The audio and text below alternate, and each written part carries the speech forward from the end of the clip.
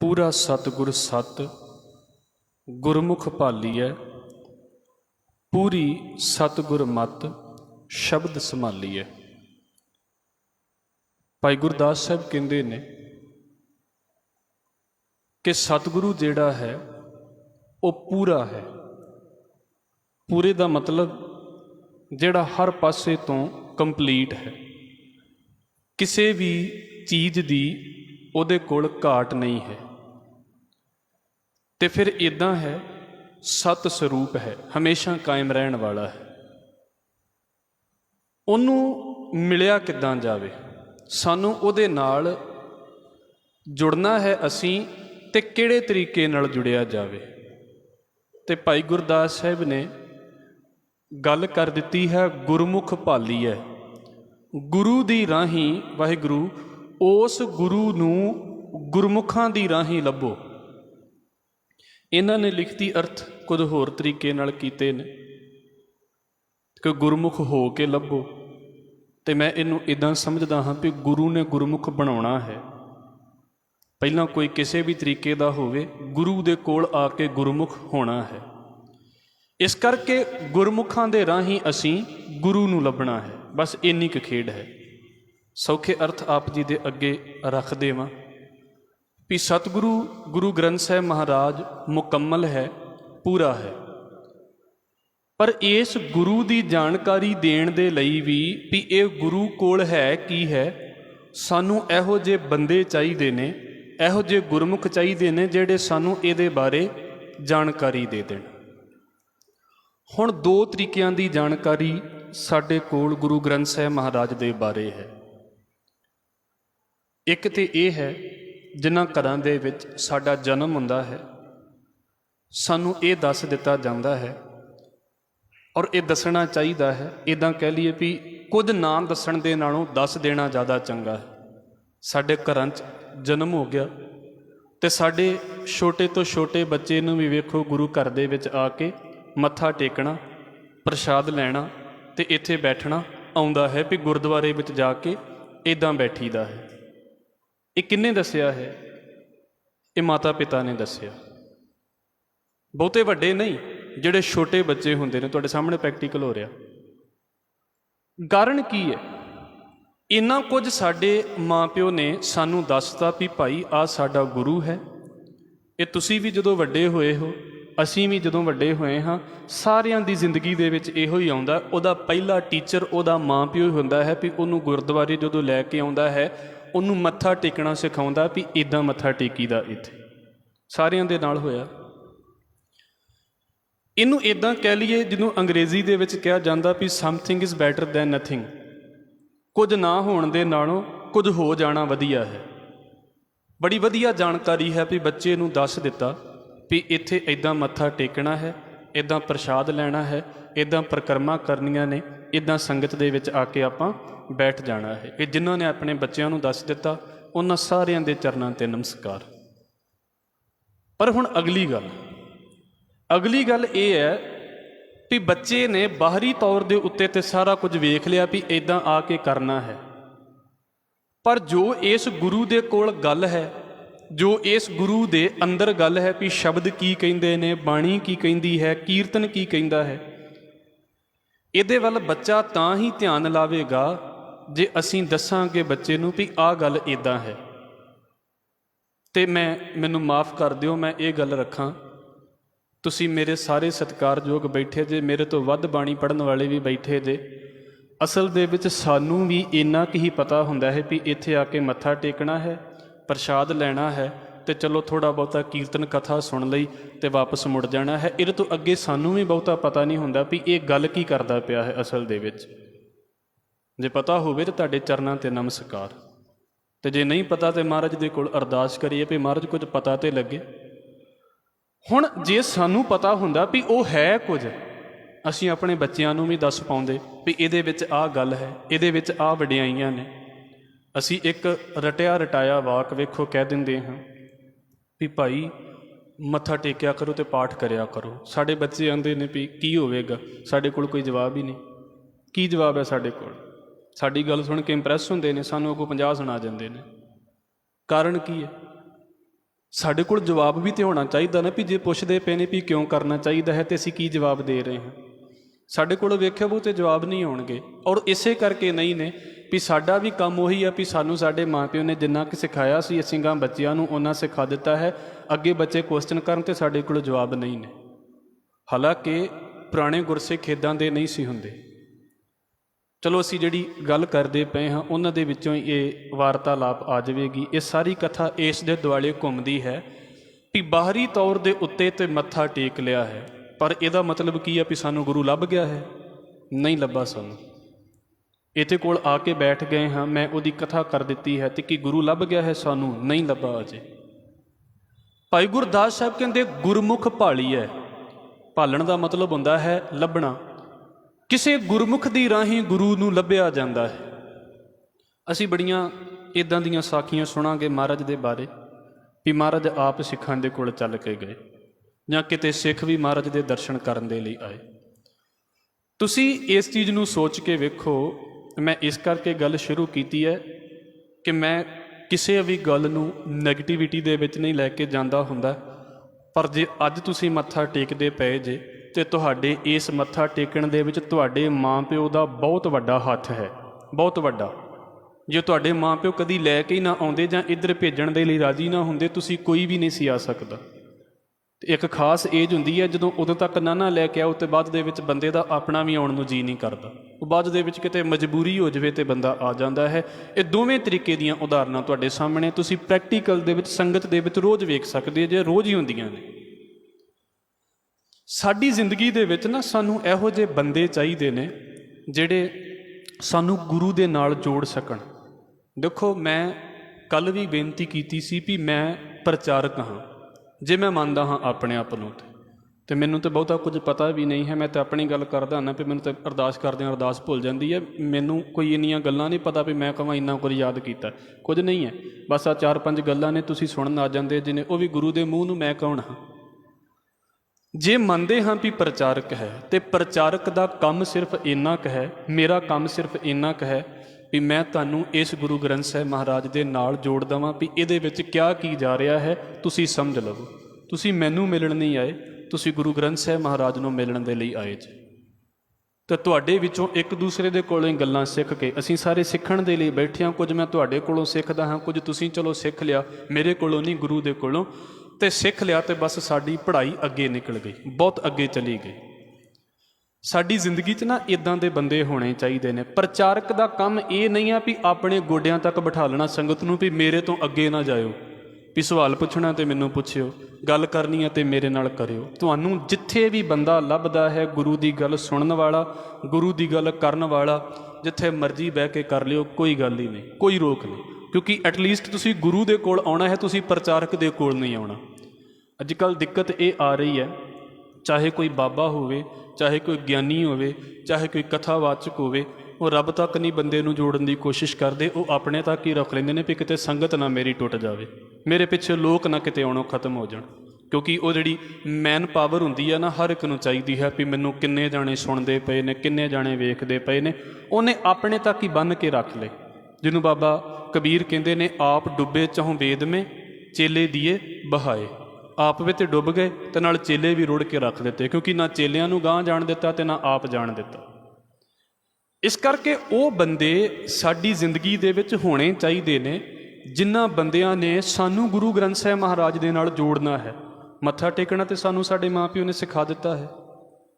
ਤੇ ਸਤਿਗੁਰੂ ਕਿਰਪਾ ਕਰੇ ਜੇ ਸਾਡੇ ਮਾਂ ਪਿਓ ਇੰਨੇ ਜ਼ਿਆਦਾ ਉੱਚੇ ਲੈਵਲ ਦੇ ਉੱਤੇ ਜੀਣ ਵਾਲੇ ਨੇ, ਜਾਂ ਦਾਦਾ ਦਾਦੀ ਦੀ ਵੀ ਗੱਲ ਕਰ ਦੇਵਾਂ ਵੀ ਇੰਨੇ ਉੱਚੇ ਲੈਵਲ 'ਤੇ ਜੀਣ ਵਾਲੇ ਨੇ ਜਿਨ੍ਹਾਂ ਨੂੰ ਇਸ ਗੱਲ ਦਾ ਪਤਾ ਵੀ ਗੁਰੂ ਗ੍ਰੰਥ ਸਾਹਿਬ ਮਹਾਰਾਜ ਦੇ ਅੰਦਰ ਕੀ ਲਿਖਿਆ ਹੈ, ਫਿਰ ਤਾਂ ਸਾਨੂੰ ਘਰ ਦੇ ਵਿੱਚ ਹੀ ਸਿੱਖੀ ਮਿਲ ਗਈ। ਤੇ ਮੈਂ ਇਹ ਵੀ ਆਪ ਜੀ ਦੇ ਅੱਗੇ ਰੱਖ ਦੇਵਾਂ, ਸਿੱਖ ਜੰਮਿਆ ਨਹੀਂ ਜਾਂਦਾ, ਸਿੱਖ ਬਣਿਆ ਜਾਂਦਾ। ਇਹ ਬਣਨਾ ਹੀ ਪੈਂਦਾ ਹੈ। ਤੇ ਸਮੇਤ ਮੇਰੇ, ਮੈਂ ਵੀ ਸਿੱਖਦਾ ਪਿਆ ਹਾਂ, ਮੈਂ ਕਿਸੇ ਨੂੰ ਸਿਖਾਉਂਦਾ ਨਹੀਂ। ਤੁਹਾਡੇ ਨਾਲੋਂ ਜ਼ਿਆਦਾ ਮੈਨੂੰ ਇਹਨਾਂ ਗੱਲਾਂ ਦੀ ਮੈਨੂੰ ਲੋੜ ਹੈ ਵੀ ਮੈਂ ਸਿੱਖ ਤੇ ਲਵਾਂ ਇਹਨਾਂ ਗੱਲਾਂ ਨੂੰ। ਉਹ ਬੰਦੇ ਲੱਭਿਓ ਵੀ ਕਿੰਨਾ ਬੰਦਿਆਂ ਦੇ ਕਰਕੇ ਅਸੀਂ ਗੁਰੂ ਘਰ ਦੇ ਵਿੱਚ ਆਉਣਾ ਸ਼ੁਰੂ ਹੋ ਗਏ। ਇੱਕ ਉਦਾਹਰਣ ਆਪ ਜੀ ਦੇ ਅੱਗੇ ਸਤਿਗੁਰੂ ਗੁਰੂ ਅੰਗਦ ਸਾਹਿਬ ਮਹਾਰਾਜ ਦੇ ਜੀਵਨ ਦੀ ਰੱਖ ਦੇਵਾਂ। ਗੁਰੂ ਅੰਗਦ ਸਾਹਿਬ ਸੱਚੇ ਪਾਤਸ਼ਾਹ ਜੀ ਇੱਦਾਂ ਨਹੀਂ ਵੀ ਚੱਲਦੇ ਫਿਰਦੇ ਆ ਗਏ ਤੇ ਗੁਰੂ ਨਾਨਕ ਦੇ ਘਰ ਦੇ ਵਿੱਚ ਆ ਗਏ। ਬਹੁਤਿਆਂ ਨੇ ਉਹ ਗਾਥਾ ਸੁਣੀ ਵੀ ਹੋਵੇਗੀ, ਮੈਂ ਇਸ ਕਰਕੇ ਸੰਖੇਪ ਕਰਾਂਗਾ। ਮਹਾਰਾਜ ਗੁਰੂ ਨਾਨਕ ਸਾਹਿਬ ਸੱਚੇ ਪਾਤਸ਼ਾਹ ਜੀ ਦਾ ਇੱਕ ਸਿੱਖ ਸੀ, ਭਾਈ ਜੋਧ। ਔਰ ਮੈਂ ਇਹ ਗੱਲ ਕਹਿਣ ਤੋਂ ਪਹਿਲਾਂ ਇੱਕ ਗੱਲ ਕਹਿ ਦੇਵਾਂ, ਤੁਹਾਡੇ ਵਿੱਚੋਂ ਬਹੁਤੇ ਹੋ ਸਕਦਾ ਮੇਰੀ ਉਮਰ ਤੋਂ ਵੱਡੇ ਵੀ ਹੋਣ, ਅਤੇ ਹੋ ਸਕਦਾ ਹੈ ਕੋਈ ਛੋਟੇ ਵੀ ਹੋਣ, ਥੋੜ੍ਹੇ ਬਹੁਤੇ ਛੋਟੇ ਹੋਣਗੇ, ਜ਼ਿਆਦਾ ਜਾਂ ਤਾਂ ਬਰਾਬਰ ਦੇ ਹੋਣਗੇ ਜਾਂ ਵੱਡੇ ਹੀ ਹੋਣਗੇ। ਅਤੇ ਵੇਖੋ ਕਿੰਨੀ ਜ਼ਿੰਦਗੀ ਹੋ ਗਈ ਸਾਨੂੰ ਇੱਥੇ ਗੁਰਦੁਆਰਾ, ਅਤੇ ਮੇਰੇ ਖਿਆਲ ਦੇ ਨਾਲ ਬਹੁਤੇ ਬੰਦਿਆਂ ਦੇ ਜਨਮ ਤੋਂ ਵੀ ਪਹਿਲਾਂ ਦਾ ਹੈ। ਜਦੋਂ ਮੈਨੂੰ ਇੱਥੇ ਬਾਬੇ ਮਿਲਦੇ ਉਹ ਕਹਿੰਦੇ ਹੁੰਦੇ ਵੀ ਇੱਦਾਂ ਦਾ ਗੁਰਦੁਆਰਾ ਹੁੰਦਾ ਸੀ, ਬੜਿਆਂ ਦੇ ਜਨਮ ਤੋਂ ਪਹਿਲਾਂ ਦਾ ਹੈ। ਪਰ ਸ਼ਾਇਦ ਹੀ ਕੋਈ ਇੱਕ ਅੱਧਾ ਇੱਦਾਂ ਦਾ ਬੈਠਾ ਹੋਵੇ ਜਿਹੜਾ ਇਹ ਕਹੇ ਵੀ ਜਦੋਂ ਤੋਂ ਮੈਂ ਬਚਪਨ ਤੋਂ ਵੱਡਾ ਹੋ ਰਿਹਾ ਹਾਂ ਅਤੇ ਉਦੋਂ ਤੋਂ ਲੈ ਕੇ ਮੇਰਾ ਨੇਮ ਨਹੀਂ ਖਤਮ ਹੋਇਆ। ਤੁਹਾਨੂੰ ਕਿੰਨੇ ਕੁ ਸਾਲ ਹੋ ਗਏ ਹੋਣਗੇ ਸੰਗਤ ਕਰਦਿਆਂ ਨੂੰ? ਸੋਚ ਕੇ ਵੇਖਿਓ। 8 ਸਾਲ, 10 ਸਾਲ, ਬਹੁਤੇ ਵਿਰਲੇ ਹੋਣਗੇ, ਅਤੇ 15 ਸਾਲ, ਬਹੁਤੇ ਵਿਰਲੇ ਹੋਣਗੇ, ਅਤੇ 20 ਸਾਲ, ਉਹ ਵੀ ਇੱਕ ਅੱਧਾ ਬੰਦਾ। ਸਾਡਾ ਨੇਮ, ਚਲੋ ਕਈਆਂ ਸੰਗਤਾਂ ਨੂੰ ਮੈਂ ਜਾਣਦਾ ਹਾਂ, ਵਾਹਿਗੁਰੂ ਦੀ ਕਿਰਪਾ ਦੇ ਨਾਲ ਜਦੋਂ ਦਾ ਮੈਂ ਆਇਆ ਹਾਂ, ਮੇਰੇ ਤੋਂ ਵੀ ਪਹਿਲਾਂ ਆਉਂਦੇ ਸੀ, ਅਤੇ ਮਹਾਰਾਜ ਤੰਦਰੁਸਤੀਆਂ ਦੇਵੇ, ਉਹ ਜੁੜੇ ਰਹਿਣ। ਅਤੇ ਇੱਦਾਂ ਦੀ ਖੇਡ ਹੈ ਵੀ ਆਪਣੀ ਸੰਗਤ ਨੂੰ ਵੇਖਿਓ ਵੀ ਇਸ ਗੁਰਦੁਆਰੇ ਦੀ ਸੰਗਤ ਕਰਦਿਆਂ ਸਾਨੂੰ ਕਿੰਨੇ ਕੁ ਸਾਲ ਹੋ ਗਏ ਨੇ। ਇਸ ਕਰਕੇ ਨਹੀਂ ਵੀ ਹੰਕਾਰ ਹੋ ਜਾਵੇ, ਇਸ ਕਰਕੇ ਵੀ ਅਸੀਂ ਜੁੜਨਾ ਹੈ। ਜਿਹੜੀ ਮੈਂ ਕੱਲ੍ਹ ਗੱਲ ਕੀਤੀ ਸੀ ਵੀ ਮਹਾਰਾਜ ਨਿਤਨੇਮ ਨਾ ਛਡਾਵੇ ਅਤੇ ਮਹਾਰਾਜ ਗੁਰਦੁਆਰਾ ਨਾ ਛਡਾਵੇ, ਬਸ ਇਹ ਦੋ ਗੱਲਾਂ ਜ਼ਿਆਦਾ ਜ਼ਰੂਰੀ ਨੇ। ਹੁਣ ਇਹ ਜਿਹੜੇ ਬੰਦੇ ਨੇ, ਸਤਿਗੁਰੂ ਗੁਰੂ ਨਾਨਕ ਸਾਹਿਬ ਮਹਾਰਾਜ ਦਾ ਸਿੱਖ ਸੀ ਭਾਈ ਜੋਧ, ਬੜੇ ਕਮਾਲ ਦਾ ਸਿੱਖ ਸੀ। ਅਤੇ ਉਹਨੇ ਕੀ ਕੀਤਾ, ਉਹ ਕਰਤਾਰਪੁਰ ਦੇ ਵਿੱਚ ਚਲ ਗਿਆ ਗੁਰੂ ਨਾਨਕ ਸਾਹਿਬ ਮਹਾਰਾਜ ਦੇ ਕੋਲ, ਕਿਉਂਕਿ ਕਰਤਾਰਪੁਰ ਸੰਗਤ ਬੜੀ ਵੱਸਦੀ ਸੀ, ਅਤੇ ਮਹਾਰਾਜ ਜੀ ਦੇ ਨਾਲ ਉਹ ਵੀ ਸਿੱਖ ਜਾ ਕੇ ਉੱਥੇ ਵੱਸ ਗਿਆ। ਇਹਦਾ ਪਿੰਡ ਜਿਹੜਾ ਸੀ ਉਹ ਇੱਦਾਂ ਕਹਿ ਲਈਏ ਵੀ ਖਡੂਰ ਸਾਹਿਬ ਪਿੰਡ ਸੀ ਇਹਦਾ, ਅਤੇ ਗੁਰੂ ਅੰਗਦ ਸਾਹਿਬ ਸੱਚੇ ਪਾਤਸ਼ਾਹ ਜੀ ਖਡੂਰ ਸਾਹਿਬ ਦੇ ਵਿੱਚ ਰਹਿੰਦੇ ਹੁੰਦੇ ਸੀ। ਉਦੋਂ ਅਜੇ ਨਾ ਤਾਂ ਗੁਰੂ ਅੰਗਦ ਸਾਹਿਬ ਮਹਾਰਾਜ ਜੀ ਬਹੁਤੇ ਵੱਡੇ ਰੂਪ ਦੇ ਵਿੱਚ ਗੁਰੂ ਨਾਨਕ ਸਾਹਿਬ ਮਹਾਰਾਜ ਨੂੰ ਜਾਣਦੇ ਸੀ, ਪਰ ਭਾਈ ਜੋਧ ਜਿਹੜਾ ਗੁਰੂ ਨਾਨਕ ਸਾਹਿਬ ਮਹਾਰਾਜ ਨੂੰ ਜਾਣਦਾ ਸੀ। ਗੁਰੂ ਅੰਗਦ ਸਾਹਿਬ ਭਾਈ ਲਹਿਣਾ ਜਿਹੜੇ ਨੇ, ਉਹ ਇੱਕ ਦਿਨ ਪ੍ਰਿੰਸੀਪਲ ਸਤਬੀਰ ਸਿੰਘ ਹੋਣਾ ਨੇ ਇਹਨੂੰ ਇੱਦਾਂ ਲਿਖਿਆ ਵੀ ਉਹ ਘਰ ਦੇ ਵਿੱਚ ਬੈਠੇ ਹੋਏ ਸੀ, ਅਤੇ ਅੰਮ੍ਰਿਤ ਵੇਲੇ ਨਾ ਭਾਈ ਜੋਧ ਆਪਣੇ ਪਿੰਡ ਆਇਆ ਹੋਇਆ ਸੀ, ਕਿਤੇ ਆਪਣੇ ਨਗਰ ਦੇ ਵਿੱਚ ਆਇਆ, ਅਤੇ ਉਹ ਜਦੋਂ ਪਾਠ ਕਰਦਾ ਪਿਆ ਨਾ, ਅਤੇ ਉਹ ਆਸਾ ਦੀ ਵਾਰ ਦਾ ਨਿਤਨੇਮ ਕਰਦਾ ਪਿਆ ਸੀ। ਸਵੇਰੇ ਆਪਣੇ ਘਰ ਦੇ ਵਿੱਚੋਂ ਦੀ ਬਾਹਰ ਨਿਕਲ ਕੇ ਅਤੇ ਪਾਠ ਕਰਦਾ ਪਿਆ ਸੀ। ਉਹ ਪਾਠ ਕਰਦਿਆਂ ਕਰਦਿਆਂ ਜਦੋਂ ਕਿਤੇ ਗੁਰੂ ਅੰਗਦ ਸਾਹਿਬ ਮਹਾਰਾਜ ਦੇ ਘਰ ਦੇ ਅੱਗੋਂ ਦੀ ਨਿਕਲਿਆ, ਅਤੇ ਜਦੋਂ ਘਰ ਦੇ ਅੱਗੇ ਨਿਕਲਿਆ ਅਤੇ ਗੁਰੂ ਅੰਗਦ ਸਾਹਿਬ ਸੱਚੇ ਪਾਤਸ਼ਾਹ ਨੂੰ ਉਹਦੀ ਜਿਹੜੀ ਆਸਾ ਦੀ ਵਾਰ ਦੀ ਪੌੜੀ ਸੀ ਨਾ, ਉਹ ਬੜੀ ਸੋਹਣੀ ਲੱਗੀ।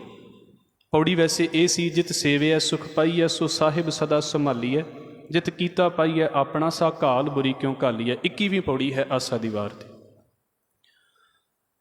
ਭਾਈ ਜੋਧ ਨੂੰ ਮਿਲਣ ਦੇ ਲਈ ਭਾਈ ਲਹਿਣਾ ਗੁਰੂ ਅੰਗਦ ਸਾਹਿਬ ਸੱਚੇ ਪਾਤਸ਼ਾਹ ਜੀ ਪਿੱਛੇ ਪਿੱਛੇ ਜਾਂਦੇ। ਅਤੇ ਹੁਣ ਸਾਖੀ ਇਹ ਗੱਲ ਕਹਿੰਦੀ ਹੈ ਵੀ ਗੁਰੂ ਅੰਗਦ ਸਾਹਿਬ ਸੱਚੇ ਪਾਤਸ਼ਾਹ ਜੀ ਉਹਨੂੰ ਪੁੱਛਦੇ ਨੇ ਵੀ ਭਾਈ ਇਹ ਸ਼ਬਦ ਕਿਹਦਾ ਹੈ, ਅਤੇ ਭਾਈ ਜੋਧ ਅੱਗੋਂ ਕਹਿੰਦਾ ਵੀ ਇਹ ਤਾਂ ਦੀਨ ਦੁਨੀਆ ਦੇ ਮਾਲਕ ਗੁਰੂ ਨਾਨਕ ਸਾਹਿਬ ਸੱਚੇ ਪਾਤਸ਼ਾਹ ਜੀ ਦਾ ਸ਼ਬਦ ਹੈ, ਜਿਹੜੇ ਕਰਤਾਰਪੁਰ ਟਿਕੇ ਹੋਏ ਨੇ। ਹੁਣ ਬਾਬਾ ਲਹਿਣਾ ਕਹਿੰਦਾ ਵੀ ਮਿਲਣ ਜਾਣਾ ਹੈ ਉਹ ਸਤਿਗੁਰੂ ਨੂੰ। ਅਤੇ ਬਾਬਾ ਲਹਿਣਾ ਜੀ ਇੱਦਾਂ ਦੇ ਸੀ ਜਿਹੜੇ ਹਰ ਸਾਲ ਨਾ ਦੇਵੀ ਦੀ ਯਾਤਰਾ ਦੇ ਉੱਤੇ ਜਾਂਦੇ ਸੀ, ਦੇਵੀ ਦੇ ਅਸਥਾਨ ਦੀ ਯਾਤਰਾ ਦੇ ਉੱਤੇ, ਜਵਾਲਾਮੁਖੀ ਲਿਖਿਆ ਹੋਇਆ, ਉਹਦੀ ਯਾਤਰਾ 'ਤੇ ਜਾਂਦੇ ਹੁੰਦੇ ਸੀ ਆਪਣੇ ਜਥੇ ਨੂੰ ਨਾਲ ਲੈ ਕੇ।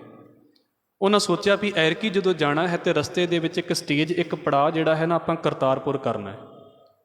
ਹੁਣ ਇੱਥੋਂ ਸਾਖੀ ਤੁਸੀਂ ਸਾਰੇ ਜਾਣਦੇ ਜੇ ਵੀ ਜਦੋਂ ਉਹ ਸਮਾਂ ਆਉਂਦਾ ਹੈ ਅਤੇ ਗੁਰੂ ਅੰਗਦ ਸਾਹਿਬ ਮਹਾਰਾਜ ਜੀ ਜਿਹੜੇ ਭਾਈ ਲਹਿਣਾ ਜੀ, ਉਹ ਆਪਣੇ ਨਾਲ ਦੀ ਸੰਗਤ ਨੂੰ ਕਹਿੰਦੇ ਨੇ ਵੀ ਤੁਸੀਂ ਰੁਕੋ, ਅਤੇ ਮੈਂ ਇੱਥੋਂ ਦਰਸ਼ਨ ਕਰਕੇ ਆਉਣੇ ਨੇ ਗੁਰੂ ਨਾਨਕ ਸਾਹਿਬ ਮਹਾਰਾਜ ਜੀ ਦੇ। ਅਤੇ ਅੱਗੇ ਮਹਾਰਾਜ ਗੁਰੂ ਨਾਨਕ ਸਾਹਿਬ ਮਹਾਰਾਜ ਜੀ ਉਹਨਾਂ ਨੂੰ ਆਪ ਹੀ ਲੈਣ ਆ ਜਾਂਦੇ ਨੇ। ਹੁਣ ਗੱਲ ਕੀ ਹੈ, ਇਤਿਹਾਸ ਦੇ ਵਿੱਚ ਇਹ ਗੱਲ ਤਾਂ ਆ ਗਈ ਹੈ ਵੀ ਗੁਰੂ ਨਾਨਕ ਸਾਹਿਬ ਮਹਾਰਾਜ ਜੀ ਤੋਂ ਬਾਅਦ ਗੁਰੂ ਅੰਗਦ ਸਾਹਿਬ ਸਿੱਖ ਜਿਹੜੇ ਨੇ ਉਹ ਗੁਰੂ ਬਣ ਜਾਂਦੇ ਨੇ। ਪਰ ਗੁਰੂ ਅੰਗਦ ਸਾਹਿਬ ਨੂੰ ਇਸ ਘਰ ਦੇ ਵਿੱਚ, ਇਸ ਘਰ ਦੇ ਨਾਲ ਜੋੜਨ ਵਾਲੇ ਭਾਈ ਜੋਧ ਨੇ। ਉਸ ਘਰ ਦੀ ਜਾਣਕਾਰੀ ਭਾਈ ਜੋਧ ਤੋਂ ਮਿਲੀ ਹੈ ਗੁਰੂ ਅੰਗਦ ਸਾਹਿਬ ਸੱਚੇ ਪਾਤਸ਼ਾਹ ਜੀ ਨੂੰ। ਹੁਣ ਇੱਥੇ ਕੀ ਭਾਈ ਗੁਰਦਾਸ ਸਾਹਿਬ ਕਹਿੰਦੇ ਨੇ ਵੀ ਸਿੱਖੋ ਤੁਸੀਂ ਗੁਰੂ ਤੱਕ ਤੇ ਆਉਣਾ ਹੀ ਹੈ, ਪਰ ਤੁਹਾਡੇ ਕੋਲ ਇਹੋ ਜਿਹੇ ਬੰਦੇ ਜ਼ਿੰਦਗੀ 'ਚ ਹੋਣੇ ਚਾਹੀਦੇ ਨੇ ਜਿਹੜੇ ਤੁਹਾਨੂੰ ਉਸ ਗੁਰੂ ਦੇ ਬਾਰੇ ਜਾਣਕਾਰੀ ਦਿਵਾ ਦੇਣ। ਮੈਂ ਫਿਰ ਇਹੋ ਹੀ ਗੱਲ ਕੀਤੀ ਹੈ ਅਤੇ ਫਿਰ ਕਰ ਰਿਹਾ ਹਾਂ, ਦੁਹਰਾਉਣ ਦੇ ਲਈ ਮਾफ़ੀ। ਸਾਡੇ ਮਾਂ ਪਿਓ ਨੇ ਸਾਨੂੰ ਮੱਥਾ ਟੇਕਣਾ ਸਿਖਾ ਦਿੱਤਾ ਹੈ, ਸਾਡੇ ਮਾਂ ਪਿਓ ਦੇ ਚਰਨਾਂ 'ਤੇ ਨਮਸਕਾਰ। ਪਰ ਜੋ ਇਹਦੇ ਵਿੱਚ ਲਿਖਿਆ ਹੈ, ਜੇ ਮਾਂ ਪਿਓ ਨੂੰ ਪਤਾ ਹੈ ਤਾਂ ਵਾਹ ਭਲੀ ਗੱਲ ਹੈ, ਜੇ ਨਹੀਂ ਪਤਾ ਤਾਂ ਫਿਰ ਸਿਖਾਉਣ ਦਾ ਯਤਨ ਕਰੋ ਵੀ ਇਹਦੇ ਵਿੱਚ ਹੈ ਕੀ ਹੈ। ਕਿਉਂਕਿ ਜਿੱਥੋਂ ਤੱਕ ਮਾਂ ਪਿਓ ਦਾ ਲੈਵਲ ਹੈ, ਉਹ ਮਾਂ ਪਿਓ ਨੇ ਸੇਵਾ ਪੂਰੀ ਕਰ ਲਈ ਹੈ, ਅਸੀਂ ਕਹਿ ਨਹੀਂ ਸਕਦੇ। ਅਤੇ ਜਿਨ੍ਹਾਂ ਬੰਦਿਆਂ ਨੂੰ ਆਪ ਬਾਣੀ ਦਾ ਪਾਠ ਕਰਨਾ ਆਉਂਦਾ ਹੈ, ਜੇ ਉਹਨਾਂ ਦੇ ਬੱਚਿਆਂ ਨੂੰ ਪਾਠ ਨਹੀਂ ਕਰਨਾ ਆਉਂਦਾ ਤਾਂ ਇਹਦੇ ਦੇਣਦਾਰ ਮਾਂ ਪਿਓ ਨੇ। ਇਹ ਮਾਤਾ ਪਿਤਾ ਦਾ ਕਸੂਰ ਹੈ ਵੀ ਕਿਉਂ ਨਹੀਂ ਆਇਆ। ਬਖਸ਼ ਲਵੇ, ਸੁਣਨ ਨੂੰ ਬੁਰਾ ਲੱਗ ਸਕਦਾ ਹੈ, ਜੇ ਸਾਨੂੰ ਪੰਜਾਬੀ ਬੋਲਣੀ ਆਉਂਦੀ ਹੈ, ਸਾਡੇ ਬੱਚਿਆਂ ਨੂੰ ਸ਼ਰਮ ਮਹਿਸੂਸ ਹੁੰਦੀ ਹੈ, ਇਹਦੇ ਵਿੱਚ ਅਸੀਂ ਦੇਣਦਾਰ ਹਾਂ ਵੀ ਅਸੀਂ ਕੀ ਨਹੀਂ ਦੱਸ ਸਕੇ ਉਹਨਾਂ ਨੂੰ। ਸਾਨੂੰ ਮਾਣ ਕਿਉਂ ਨਹੀਂ ਹੋਇਆ ਇਹਨਾਂ ਗੱਲਾਂ ਨੂੰ ਦੱਸਣ ਦਾ? ਨਹੀਂ ਤਾਂ ਬੰਦਿਆਂ ਨੂੰ ਆਪਣੀ ਬੋਲੀ ਬੋਲਦਿਆਂ ਸ਼ਰਮ ਆ ਜਾਵੇ, ਇਹ ਕਿੱਦਾਂ ਹੋ ਸਕਦਾ? ਉਹ ਬੰਦੇ ਜਿਹੜੇ ਇਸ ਚੀਜ਼ ਦੇ ਬਾਰੇ ਤੁਹਾਨੂੰ ਜਾਣਕਾਰੀ ਦੇ ਸਕਣ ਵੀ ਇਹਦੇ ਅੰਦਰ ਕੀ ਹੈ। ਪੂਰਾ ਸਤਿਗੁਰੂ ਸਤ ਸੁਣ ਤੇ ਲਿਆ ਜੀ, ਸਤਿਗੁਰੂ ਪੂਰਾ ਹੈ, ਸਤ ਸਰੂਪ ਹੈ। ਸੁਣਨ ਦੇ ਨਾਲ ਕੀ ਹੋ ਜਾਵੇਗਾ? ਥੋੜ੍ਹਾ ਜਿਹਾ ਬੁਰਾ ਲੱਗੇਗਾ। ਸੁਣਨ ਦੇ ਨਾਲ ਕੀ ਹੋ ਜਾਵੇਗਾ? ਮੈਂ ਕਹਿ ਦੇਵਾਂ ਜੀ ਗੁਰੂ ਗ੍ਰੰਥ ਸਾਹਿਬ ਮਹਾਰਾਜ ਬੜਾ ਵੱਡਾ ਹੈ, ਇਹਦੇ ਨਾਲ ਸਾਡੀ ਈਗੋ ਹੀ ਵੱਡੀ ਹੁੰਦੀ ਹੈ, ਹੋਰ ਕੁਝ ਨਹੀਂ ਹੁੰਦਾ। ਸਿਰਫ ਸਾਡੀ ਈਗੋ ਦੇ ਦੁਆਲੇ ਗੱਲ ਘੁੰਮਦੀ ਹੈ ਵੀ ਮੈਂ ਜਿਹੜੇ ਧਰਮ ਨੂੰ ਜੁਆਇਨ ਕੀਤਾ ਹੈ ਉਹ ਬੜਾ ਵੱਡਾ ਹੈ। ਕੋਈ ਨਹੀਂ ਇਹਨਾਂ ਗੱਲਾਂ ਦੇ ਨਾਲ ਵੱਡਾ ਹੁੰਦਾ ਅਤੇ ਕੋਈ ਨਹੀਂ ਇਹਨਾਂ ਗੱਲਾਂ ਦੇ ਨਾਲ ਛੋਟਾ ਹੋ ਜਾਂਦਾ।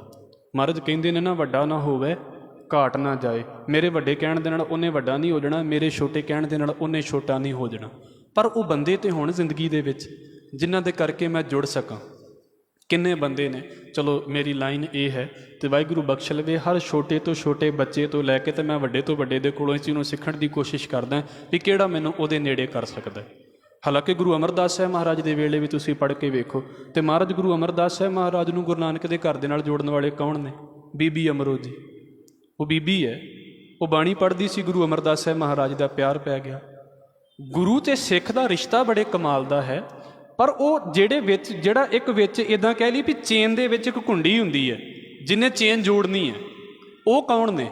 ਉਹ ਗੁਰਸਿੱਖ ਨੇ, ਉਹ ਰੱਬ ਦੇ ਪਿਆਰੇ ਨੇ, ਸੰਗਤ ਦੇ ਵਿੱਚ ਆਏ ਹੋਏ ਉਹ ਲੋਕ ਨੇ ਜਿਨ੍ਹਾਂ ਨੇ ਸਾਨੂੰ ਗੁਰੂ ਦੇ ਨਾਲ ਜੋੜ ਦੇਣਾ ਹੈ। ਨਹੀਂ ਤਾਂ ਅਸੀਂ ਟੁੱਟੇ ਹੀ ਰਹਿ ਜਾਵਾਂਗੇ। ਬਸ ਆਹ ਖੇਡ ਹੈ ਇੰਨੀ ਜਿਹੜੀ ਇਸ ਪੰਕਤੀ ਦੇ ਵਿੱਚ ਆ ਗਈ। ਹੋਰ ਤੁਸੀਂ ਕਿੰਨੇ ਸਿੱਖਾਂ ਦੀ ਗੱਲ ਪੜ੍ਹੋਗੇ ਵੀ ਆਪ ਜੁੜੇ ਅਤੇ ਉਹਨਾਂ ਨੇ ਨਾਲ ਹੋਰਨਾਂ ਨੂੰ ਜੋੜ ਦਿੱਤਾ। ਇੱਕ ਕਵਿਤ ਦੀ ਪੰਕਤੀ ਕਹਿ ਕੇ ਭਾਈ ਗੁਰਦਾਸ ਸਾਹਿਬ ਜੀ ਦੀ ਤੇ ਮੈਂ ਇੱਕ ਵਾਰਤਾ ਆਪ ਜੀ ਦੇ ਅੱਗੇ ਰੱਖਣ ਦੀ ਕੋਸ਼ਿਸ਼ ਕਰਾਂਗਾ। ਇਹਨੂੰ ਸਮਝੋ, ਮੈਂ ਵਾਰ-ਵਾਰ ਕਹਿ ਰਿਹਾ ਹਾਂ ਭਾਈ, ਜੇ ਤੁਹਾਨੂੰ ਗੁਰੂ ਗ੍ਰੰਥ ਸਾਹਿਬ ਮਹਾਰਾਜ ਦੇ ਬਾਰੇ ਪਤਾ ਹੈ ਅਤੇ ਵਾਹ ਭਲੀ ਗੱਲ ਹੈ। ਜੇ ਨਹੀਂ ਪਤਾ ਤਾਂ ਉਹਨਾਂ ਬੰਦਿਆਂ ਦੇ ਕੋਲੋਂ ਬੈਠਣ ਦੀ ਕੋਸ਼ਿਸ਼ ਕਰੋ, ਉਹਨਾਂ ਬੰਦਿਆਂ ਦੇ ਕੋਲੋਂ ਸਿੱਖੋ ਵੀ ਤੁਸੀਂ ਗੁਰੂ ਗ੍ਰੰਥ ਸਾਹਿਬ ਦੇ ਨੇੜੇ ਕਿੱਦਾਂ ਹੋ ਸਕਦੇ ਜੇ। ਉਸ ਬੰਦੇ ਦੇ ਨੇੜੇ ਨਹੀਂ ਹੋਣਾ। ਹਜ਼ੂਰ ਕਹਿੰਦੇ ਨੇ, ਗੁਰਮੁਖ ਸੌ ਕਰ ਦੋਸਤੀ, ਤੇਰੀ ਮਿੱਤਰਤਾ ਗੁਰਮੁਖਾਂ ਦੇ ਨਾਲ ਹੋਣੀ ਚਾਹੀਦੀ ਹੈ।